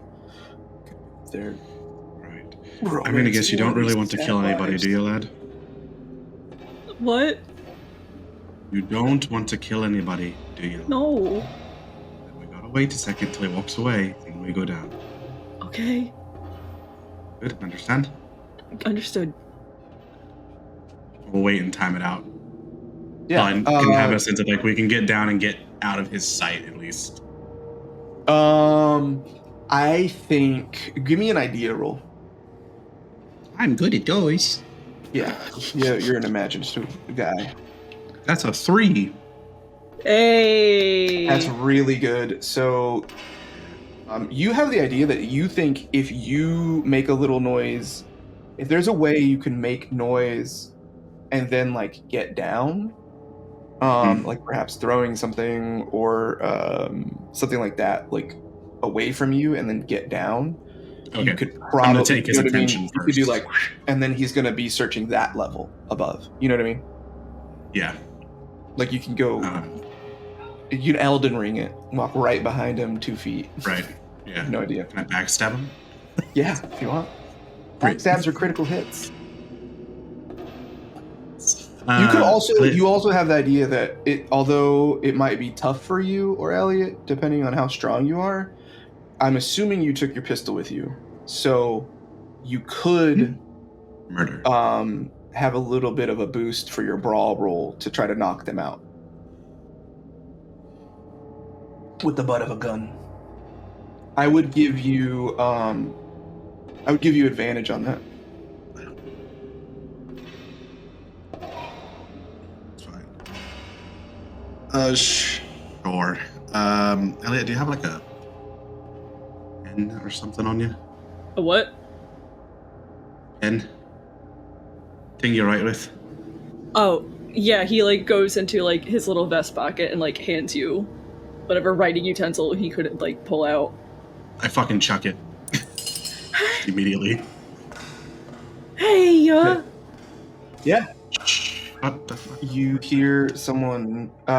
You timed it right perfectly. Again, keep that listen roll. Keep that sort of stealth roll. The guy climbs up and looks down towards the sound. Immediately, like points a little flashlight. It's got like a tiny little lantern. Give me the brawl roll. Like I said, you can take an extra 10. Okay. You know what? Just for fun, we'll do it. yeah. For fun. So I might have matted him. You might have rolled a what? 1. I rolled a 1. I rolled a 1. Oh no! We can't keep meeting like this. Oh, but do we, lad? That's really bad because I rolled here to see how they handled this. How'd they handle it? There was a 9. So they handled it well. And an 8. Oh my god. So, but that's not a 1. He handled it fine. Go ahead and give me a 9 and an 8. So you guys were nearly successes. On the very opposite of this. So give me. I'm sorry. I'm trying to think. Again, you all managed to surprise me. It's very great. Give me a medicine roll. We'll go call it a medicine roll. I have fuck all in that. I have to roll a 1 just that. I know. Elliot can't help you here, man. I rolled a 20. He's probably fine. He'll be all right. Fine. Yep. Okay, so you guys head down. Shake it off a bit. Yep. Yeah. He'll wake up. Probably. So you guys head down. And then his dad is gonna come talk to me. And Yeah, Elliot, you helped with that. You were able to grab the body as it kind of went limp, and you put him down. You guys can't really see Elliot's anything. It's like super on dark. the edge of a panic attack right now. 90% of the light you see is actually give me a sanity roll as you see Callum brandish this gun and use it in violence. That's a 2. All right, Holy you're fine. shit. But a little bit of resentment grows in you for Callum as you see another person who uses guns for violence. And you see another body fall. Okay. You guys head down. As you get on the catwalk, give me a spot hit him. Both of us? Yes. Alright. He just knocked him out with the gun. Hit him with the butt of the gun. I rolled a 2. Jesus Christ, Lucas. I rolled a 21. Look, blame 21? Cameron Kochkin for his die. Yeah, you're totally fine. But what you see is... Okay, now I need both of you to also, again, roll another sanity roll. And I will describe what you see. Oh, look, if there was ever time to roll really fucking high dice, it's right now. That's a 9! I rolled 2 wow! That's 76! Yay! Okay. Elliot, you have no fucking idea how to process what is happening in front of you. Because what you see is the bay doors open to the sea. It's loud. It's a little loud down here, and the salt spray. It smells wonderful, right? But what you see is a ritualistic circle of hooded figures with ropes around their necks. And in the middle is a hooded figure with with a shepherd's staff, a crook that looks very familiar. Casual. Yeah. And a scythe. And what you see in the middle breaks your comprehension. There is the Elliot before you've seen this, and there is the Elliot after you have seen this. And what it is what looks like a big cat with a lot of tentacles, and a mouth that opens sideways, and more than 2 eyes. And it is currently chained to the ground along with its tentacles, and the person is holding its neck with the crook of the staff and slits its throat. And the cry that it lets out, Callum, after seeing this, the cry that it lets out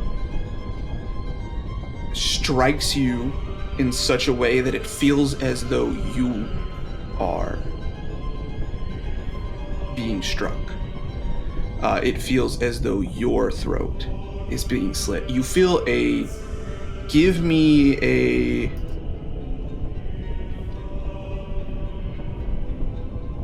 What would this be? Question, do I lose sanity from this? Yes, absolutely. We're gonna get to that. You give me a... I guess it's an idea. Give me an idea and a no roll. There we go. That's it. Okay. The idea is a 58, which is a regular success. Okay. The no roll is a 60, which is also a regular success. Okay, this is kind of a intuition thing. You don't know how, but you feel connected to this thing. And you feel it in a way that is like seeing your kin get hurt. And you feel a profound loss, and you go unconscious again. Nice. Yeah. Good thing the big guy's there to catch me, Elliot. Elliot. Yeah, the person with 55 strength is right there to catch you. Elliot's body falls on top of you, and then you get Elliot. You hear some chanting in Latin. Oh, I know that language. Damn it. Yeah. And then you see some blood. You see the blood being pushed out to sea, out of the ramp, and then Sir Francis Chester Reed unhoods himself and says, "Get this cleaned up.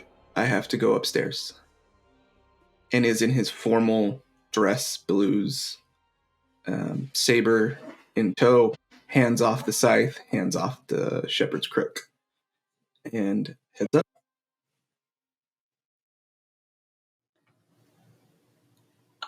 Sir Harrington. Hello. Sir Harrington. What is Sir Harrington thinking after the inner argument with Elliot? I think for the first time in years, Sir Harrington is in a blind rage, and is like it is like we pan back in about however long it is later. The chair is up against the wall. The wall, like the woodworking of this cabin, is dented. We can see that the fire is blazing, even in this heat. That anything Elliot has left behind that is a personal possession is burning. Okay. As is that briefcase. Okay. Okay. And Sir Harrington is just... As you... I need... you know what? I'll take him first. I scored better, but I'll take him first. I'll show... Gunther will understand. Gunther will understand. As you are ranting, you hear a knock on the door.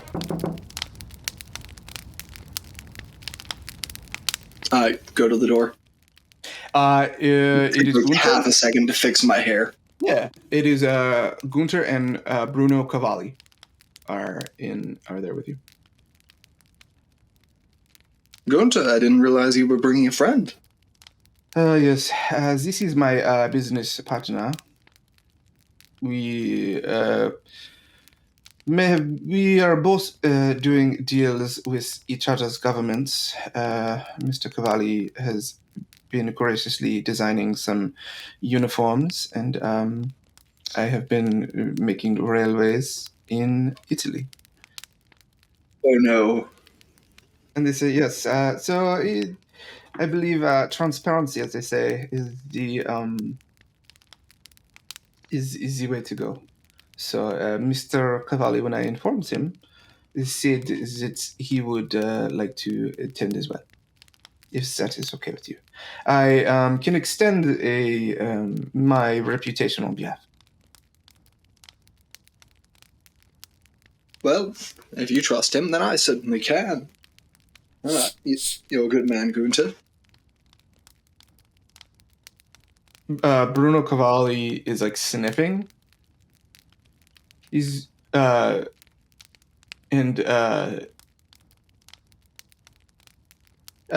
Signore, is it what is that? Is everything okay? Yes. Let's be on our way. I have some things to show you. Okay. Let's And I'm not even gonna I slip out the door. It does not open fully. It's pulled shut behind me. Perfect. Yeah. Gunther Krause leads the way and is saying, yes, I am a man of honor, so I will show you what we have. And Gunther, you're a man of honor. I'm a man of kindness. Let me show you mine first. No. I refuse. And Cavalli at this point says, Signore, I believe what we have will illustrate something wonderful for you. You should see it. All right, well, not one to argue when people that have good advice. Yes, perhaps there is a way you can, you can help us attach your name to it, learn more. Maybe they be even connected, per se. Yes, certainly. Be off. Okay. So you guys head down. You head down those doors that I described is like huge, like 2-3 ton hydraulic doors that are like clearly those a technology that developed after like the Titanic, right, to make different compartments watertight. And there are 2 guards posted there now, permanently, and they don't even like stop or anything. They just give a good nod to Gunther, Bruno, and yourself. There's 0 questions other than a polite greeting. Yes. Either of them the guard I saw before last time I was out here? No. It's a different time of day, different shift. Okay. I wasn't sure. Yeah. Okay. Yeah. Yes. However, our the cargo that we hold is not on the regular hold. Our cargo is in a different place. It is, and you can see on the side there are like locker, almost looks like shipping container size, like private holds. Like yours is in the like general part. And he whips out like a huge key. It doesn't even look like a key. It looks like a piece of like functional like mechanics. And him and Bruno both have one, and they stick it in, and it opens. Yes, Sir Harrington, I do believe that the East had many and much for us to find. It is a brave new front and a brave new world we enter into. I do think what is in this hold will perhaps change the world, if not yours. And the door is like slowly opening. This is like the same big doors. And then, so you guys head in. Same like watertight style compartment. Yep.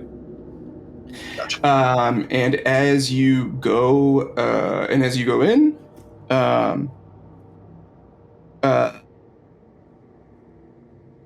you go to all 3 of you like open the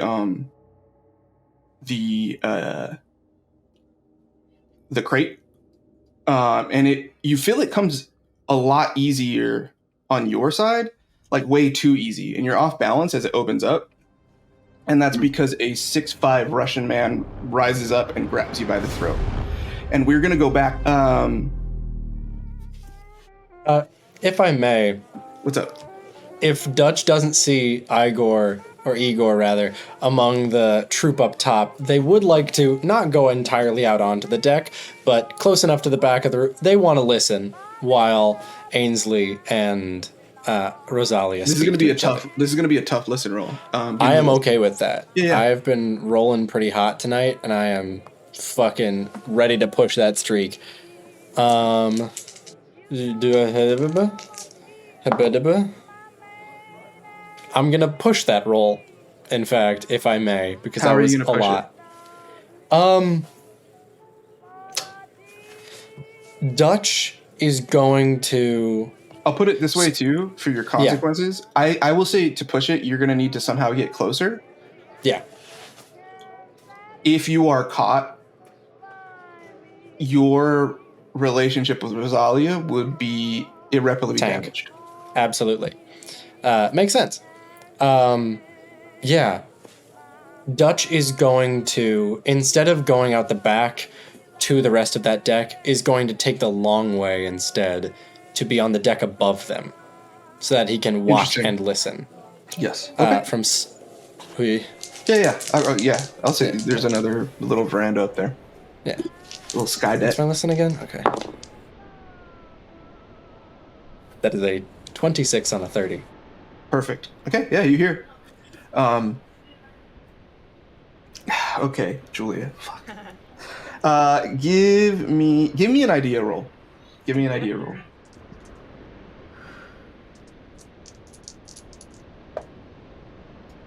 $42 on a 75.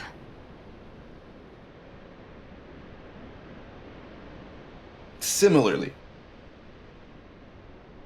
one, I will say, there's never a right time to break this kind of news. You have no idea what will happen. Women in general are unknowable to you. Rosalia is a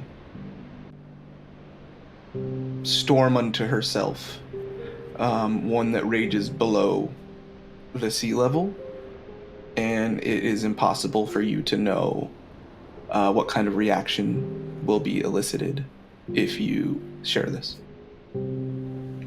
At the same time, I think if I keep it in anymore, it's going to kill me.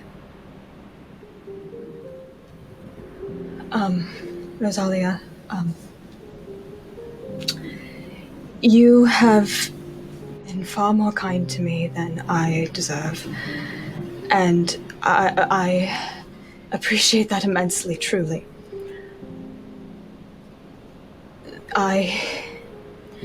There's something that you deserve to know, and I wouldn't feel right moving forward. I want to help you find out who did this to your father, because you deserve so much better. And if nothing else, I hope this could help you see me different. You have to understand, I had no idea that any of these plans were in motion, and if I had, I would have done everything in my power to stop them. What plans? Do you know who the people who came after Christian and my father? How did you what are you saying, Ainsley? I don't know what happened to Mr. Montague, but Christian was killed by my mother.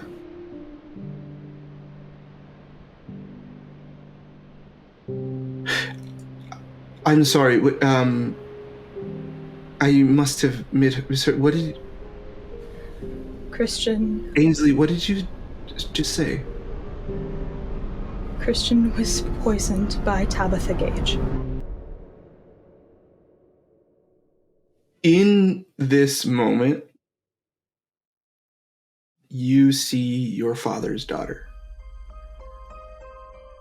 You see the quiet rage become loud. You see someone who has endured countless forms of disrespect, from not being able to do the thing that they were seemingly born and made to do, which is to lead. At least not fully in front. You see the pain of a more brilliant, deserving sibling who's had to sit on the sideline to both you and Christian. And you see a daughter who has cared for their mother when their father largely hasn't, who now the dam breaks. Now the pressure's too much. And I only found out on what my mother told me on her deathbed, and I didn't say anything, in part because I was worried that I would be implicated somehow, but also... You did not say anything because you are a coward. Yes. And I do not believe I need to hear anything else that comes out of your mouth. But you listen to me clearly, Ainsley. I will kill you. I will watch the light leave your eyes. I never wanted this. As I slowly saw my brothers leave his. I'm sorry. I never wanted this. You have to believe me. I will do everything in my power And to... smack.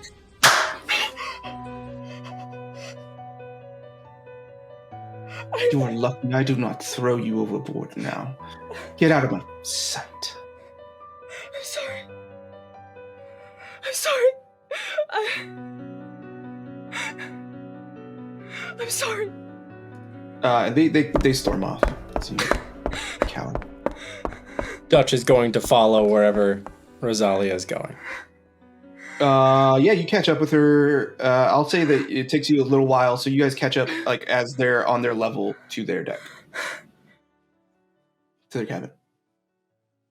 And Madam, like storming, stomping.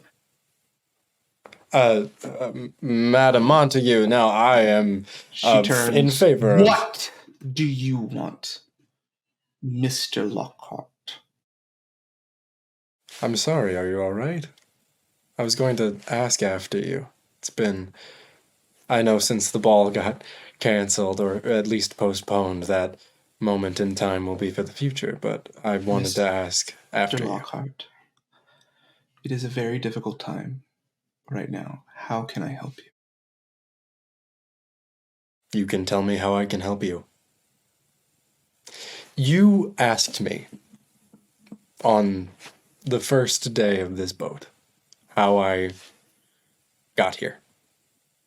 And I was not quite frank enough with you, and I apologize for that. You are also a liar, seemingly surrounded by them. I'm offering you protection. Because it seems to me that there's quite a bit of danger aboard, and tensions are reasonably high. I'm sorry for not being as forthcoming about that. I understand if you may look at me differently for that.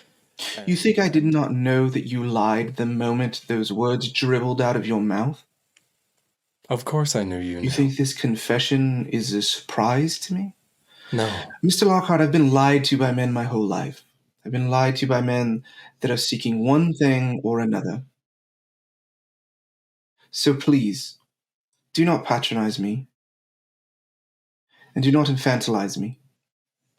I am not hurt nor insulted. We are all doing what we must to persevere through this world. Dutch's spine straightens a bit. Absolutely. Now let me be more curt then, if I may. Please. I would like to be of service as a personal protection agent. I've been asked by Sir Francis Chester Reed to help and aid in some investigation regarding your father's death. I would like to be sure that I can protect you. Interesting. Because, to be quite frank, you are deeply fascinating to me, in a way that no one has been. You have a strength about you that I cannot find in any other friend, let alone someone of your stature. You are a specimen to be beheld, and I would like to do so. Is that Mr. frank Lockhart, enough for you? Lovely. Mr. Lockhart, I'm going to go take a leap of faith here and imagine that as many of those scars you've earned in the ring, some of them have been earned on the street. And perhaps you have developed something of a skill set to get into places you may not supposed to be in. I could use your assistance now. And she takes you to their cabin.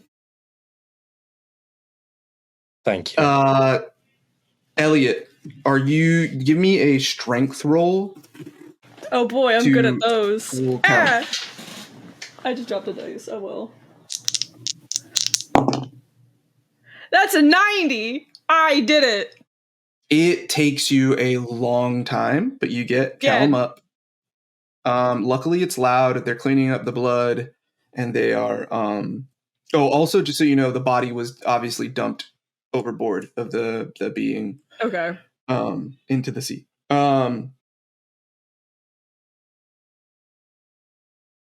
Ainsley, also, as you are sitting crying on the deck, you hear Sir Francis Chester Reed begin to speak.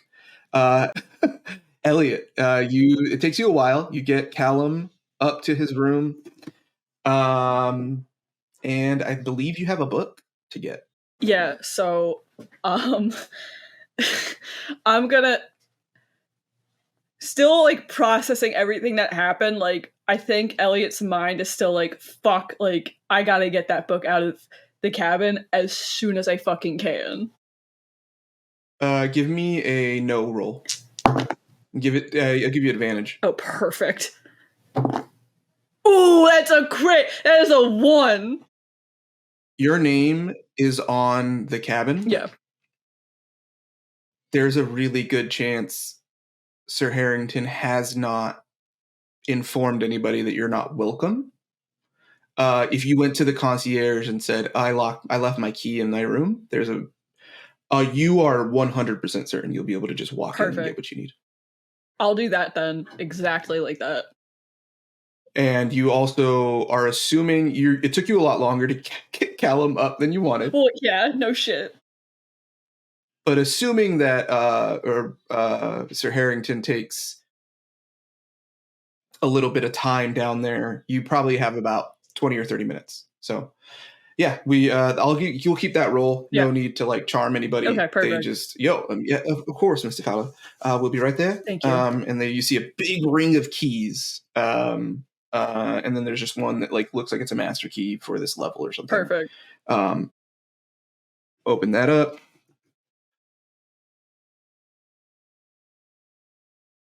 So the suitcase is a smoldering mess as you enter. The suitcase is a smoldering mess.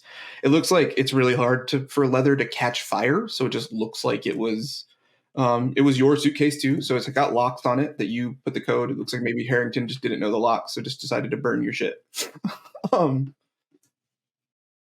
you go to open it? I should be clear. The briefcase that was thrown in the fire was Harrington's briefcase with all of the paperwork. Oh, okay.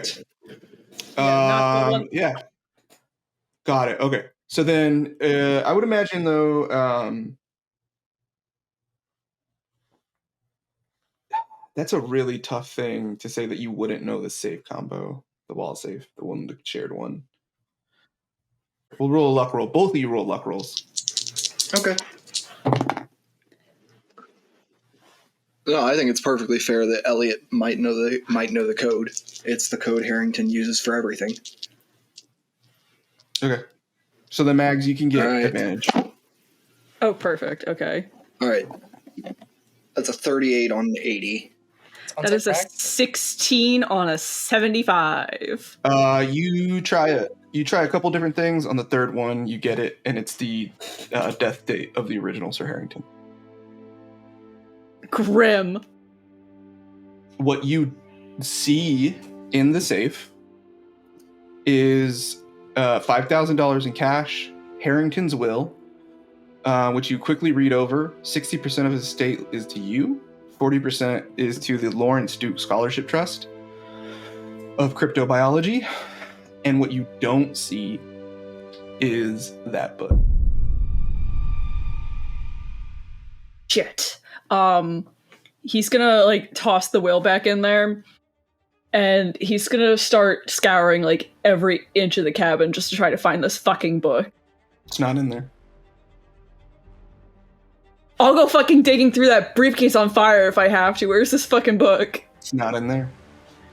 It's not in the cabin. Shit. I'm trying to think of what Elliot's next moves would be. If it's not anywhere in the cabin. Okay, Sir Duke, I need you to give me some brawl rolls. As this large Russian man has their hand around your throat, Gunther Krause says to you, I apologize, Sir Harrington. You perhaps came too close to the truth. There are certain things that should be protected and kept secret. Hopefully your young assistant, Mr. Fowler, has better sense. And then give me some fight rolls as the doors slowly close.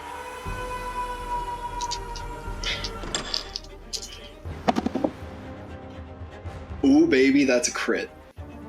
A 1? A 1. Let's Perfect. We are going fucking off tonight. I don't know how or why, and I feel gross. We're killing everyone. Yeah, you quickly realize force is not going to do it here.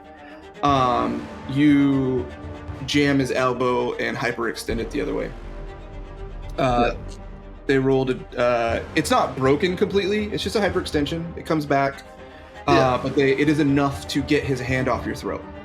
Okay, let's do it again. All right.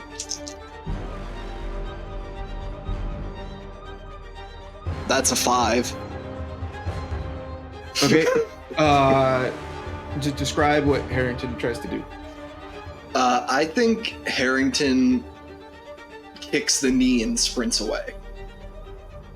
The doors are closing. They're like it's too closed. Yeah, the big doors are closed. Okay. At this point. Okay. You're in here. You said this was a massive wooden crate. Huge wooden crate. The Russian stood up out of it. Stood up out of it.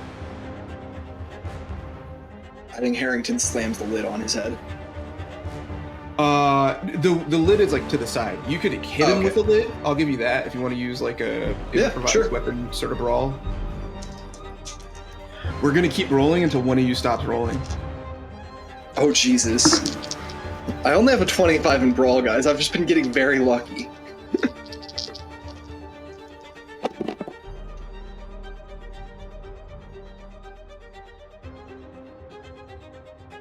I had to say I was getting very lucky. That's a 99. Oh man. I rolled a 1. As you hit him with the lid, 16 damage total. Yeah, it looks like his right arm is compromised now. He with that though, he takes the lid off out of his arm and with the same motion smacks you with it and hits you up against the wall. And then begins to use that compromised arm to pin you against it and begin to pummel you. Let's roll again. He doesn't have much more hit points left though. Harrington got some really good shots his first 2 11. Okay. Sir Harrington, give me and now we're going to go luck.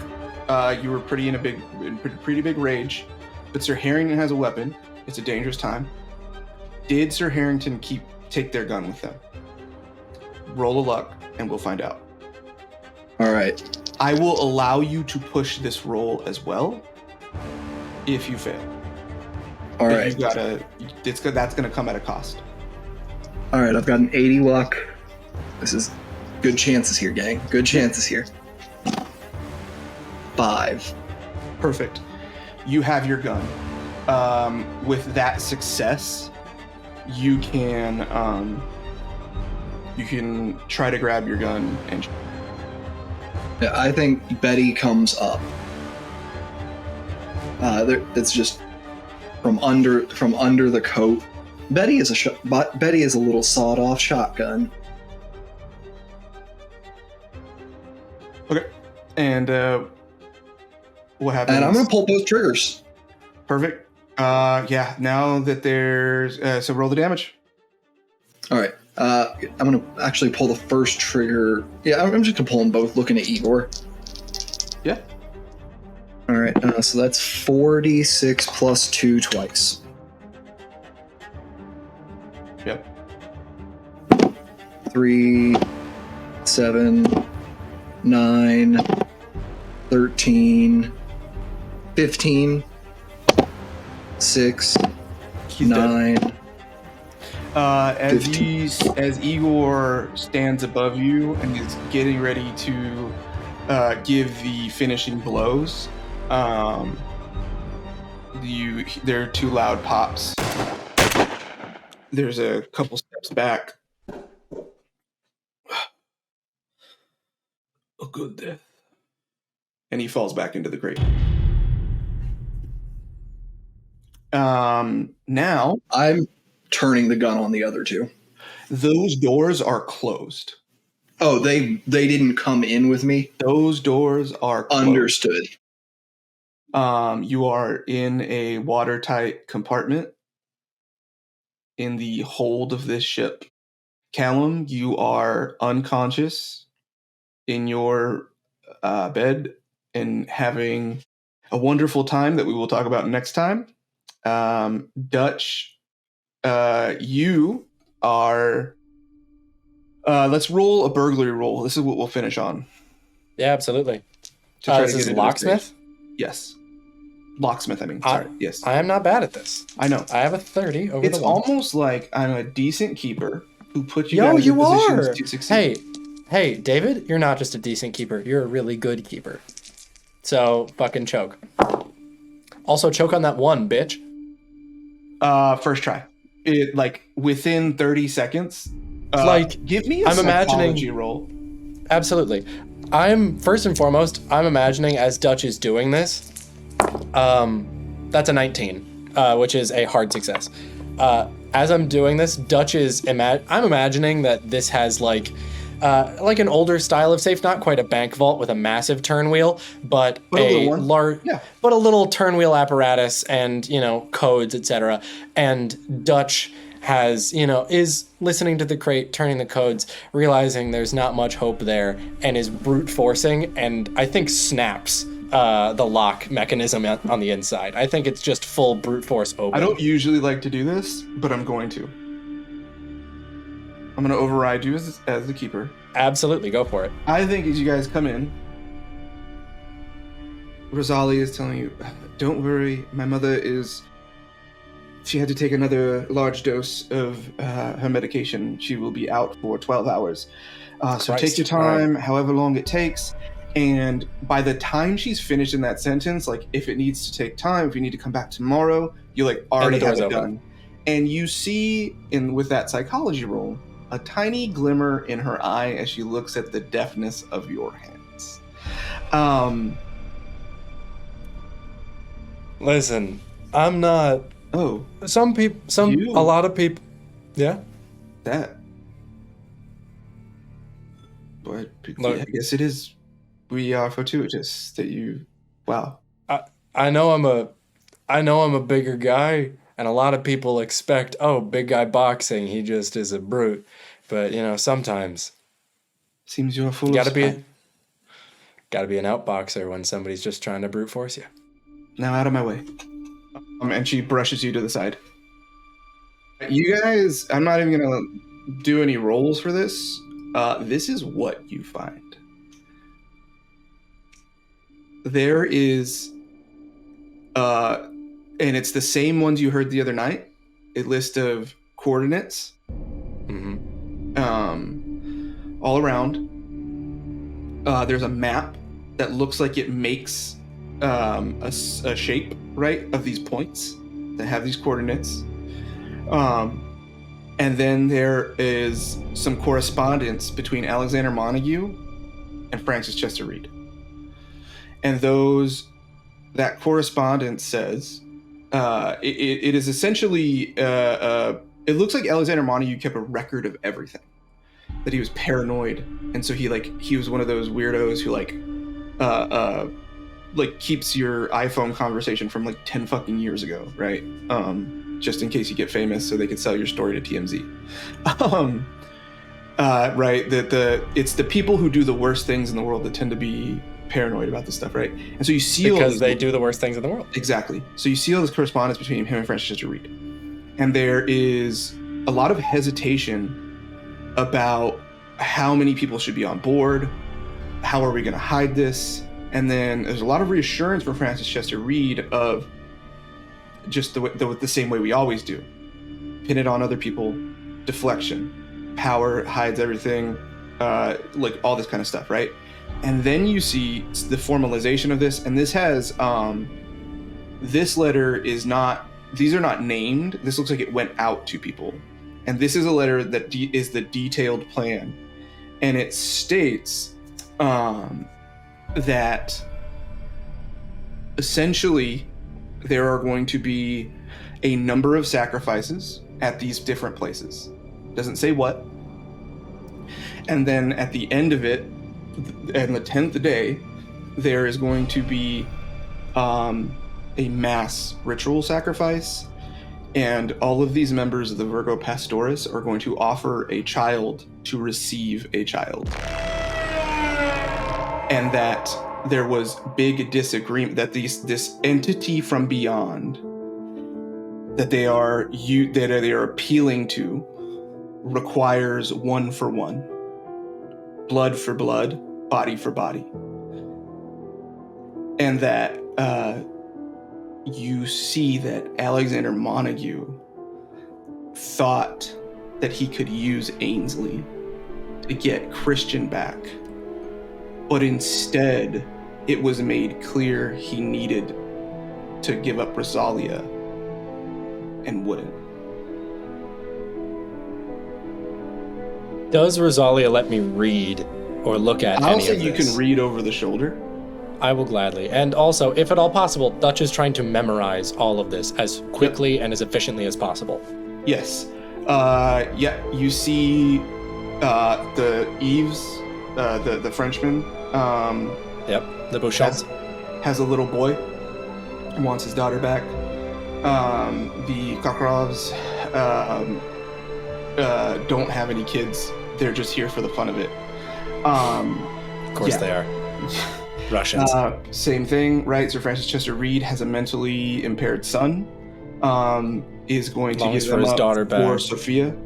And you just go down the line of these conversations and Gunther is the one that seems to be the center of the coordination. Sir Francis Chester Reed is pushing, and there's all these like references to like old research, and there's all this stuff that like, and there's a lot of fighting, right, about like we're supposed to guard this stuff, not access it. Like this is not our job. And then other people are like, well, if we have access to the power, then we have power. And if we have power and don't use it, what good is it?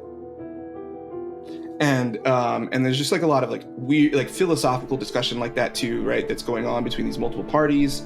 It seems to be Gunther, and Gunther seems to want it for the pure chaos of it, the pure power of it. Sir Francis Chester Reed seems severely motivated by the daughter that he lost. The last thing you see is, again, copied every letter you sent, every letter comes in and out. There is a letter from Alexander Montague to the lawyer that looks like it was sent in Hong Kong. It looks like a lot of this, some of this back and forth happened in Hong Kong, like as they were getting out, like right, things were just being before they were finalized, leaving. right? Sending a letter off to the family lawyer that was back in England to make an addendum to the paperwork to acknowledge Ainsley as a true Montague, and that addendum stated that Tom should be acknowledged. And as you finish reading that, Tom comes up to Ainsley as they are crying on the deck. If I may. So, ever since my mother died, I've been keeping a little canvas painting of hers in my breast pocket. It's just this little painting of just like a red and orange sunset. And I take it out and I'm holding it and I'm speaking to it like it's her. You tried to save me, and you have ruined me. You wanted to get me what I deserve, and now I don't deserve anything. You promised me that he would love me, and now I've never been more hated. I could have been so happy if you were just left well enough alone. Why did you do it? And I'm holding it over the water. And my hands are trembling, and I am like gripping so hard my knuckles are turning white, but I want to never see it again, and I can't let go. And tears are just streaming, and just, why did you do this to me?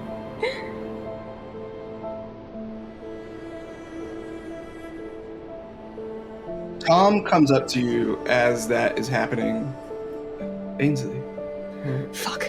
Are you alright? Tom, you should go.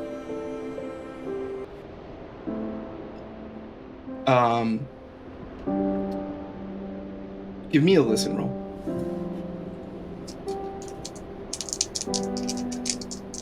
Where the fuck is listen? There it is. God damn it. I'm not okay, y'all. 57 on an 80. Francis, so the Captain Reed has finished talking. You didn't realize it till now because you were. Wait, did you succeed? Sorry, I succeeded. 57 on an 80. Okay, perfect. That's what I thought. Captain Reed finished talking a long time ago, and you just missed it because you were too busy having your moment.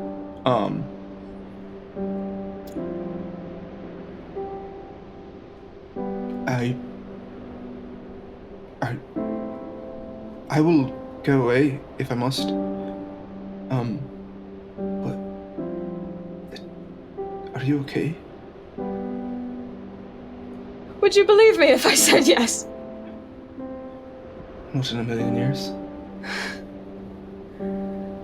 I'm a dead man walking, Tom. What's that you got there? And then I show it to him. He's probably seen it before. I don't think so.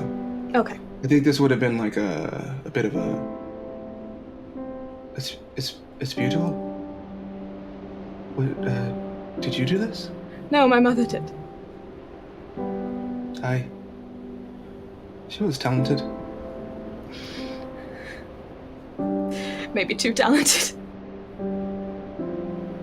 What do you mean? You're better off not knowing. Ainsley, I can't keep doing this. You go down there and you tell me that we'll never be apart, that you wish things could go back to being the same, and I come here and I see you desperate and alone, and I try to offer comfort and you push me away.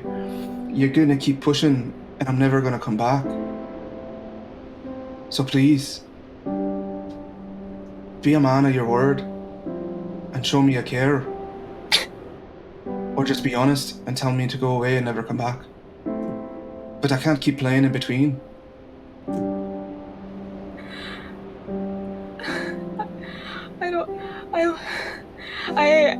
I just hug him.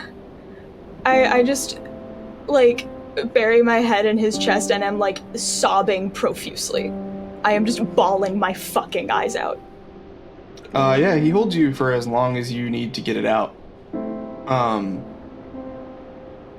Look, you can tell me anything. There's nothing. How could I ever... I don't know. If there's any way I can help, I want to. You can throw me overboard. Don't tempt me.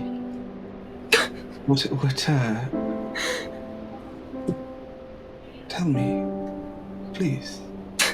I want to help. You know there are ways that we can help that your contemporaries can't. Also, who's gonna believe a young servant boy?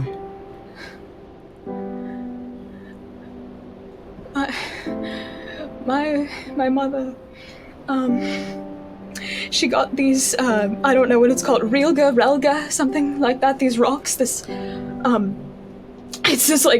this orange crystal. And when she always used to paint with that pretty red, red color. Yeah. When you burn it, it becomes arsenic. And she put that in Christian's fireplace and let him suffocate on it. And that's the only reason why I'm here.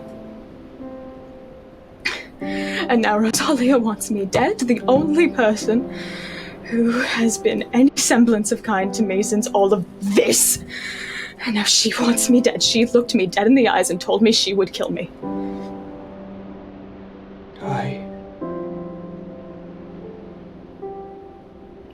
And I have a hard time thinking she is not absolutely in the right for doing so. So it wasn't you thinking of jumping overboard, it was You were thinking of letting Ma go. What? Your little. You were thinking of throwing this. I came over because I was worried. You looked like you were ready to go over. I was just saying it wasn't. Look, that's insane. You're telling That's me. crazy. But maybe you should. I don't know. It seems like the dead have a hold on you. Maybe you should let this go. It also might be evidence. I can't make myself do it. She was my world. I loved her. I've never been more furious with her in my life, and I love her so much, and I miss her dearly. Yeah. You two were the only people who could ever make anything make sense. Well, I'm sorry you couldn't make sense of this. And then he tries to throw you overboard. And that's where we're going to finish.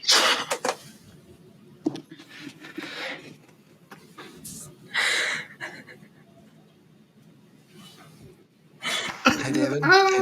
David. Fuck you. Hey, Hey, David everybody. Robles, you sick bastard. I told you Fuck episode you, 3, David. things were going to start happening. Thank you for watching. Thank you for sticking with us. This was Full a very fun disclosure, episode. everyone, I love David. I'm okay. I miss Julia. Okay. We all asked for this. I miss Chipper. Chipper's fine. Chipper just got to murder a guy. Chipper's locked in a room that has no key. It has 2 keys. Yeah. Fuck. I'll figure it out. We're going to do some aftercare. We're going to sign off. Follow, like, subscribe. Follow our artist, Queen Calamity. Links in the bio. Go commission character art and/or we really got to go. I love you guys all. Bye.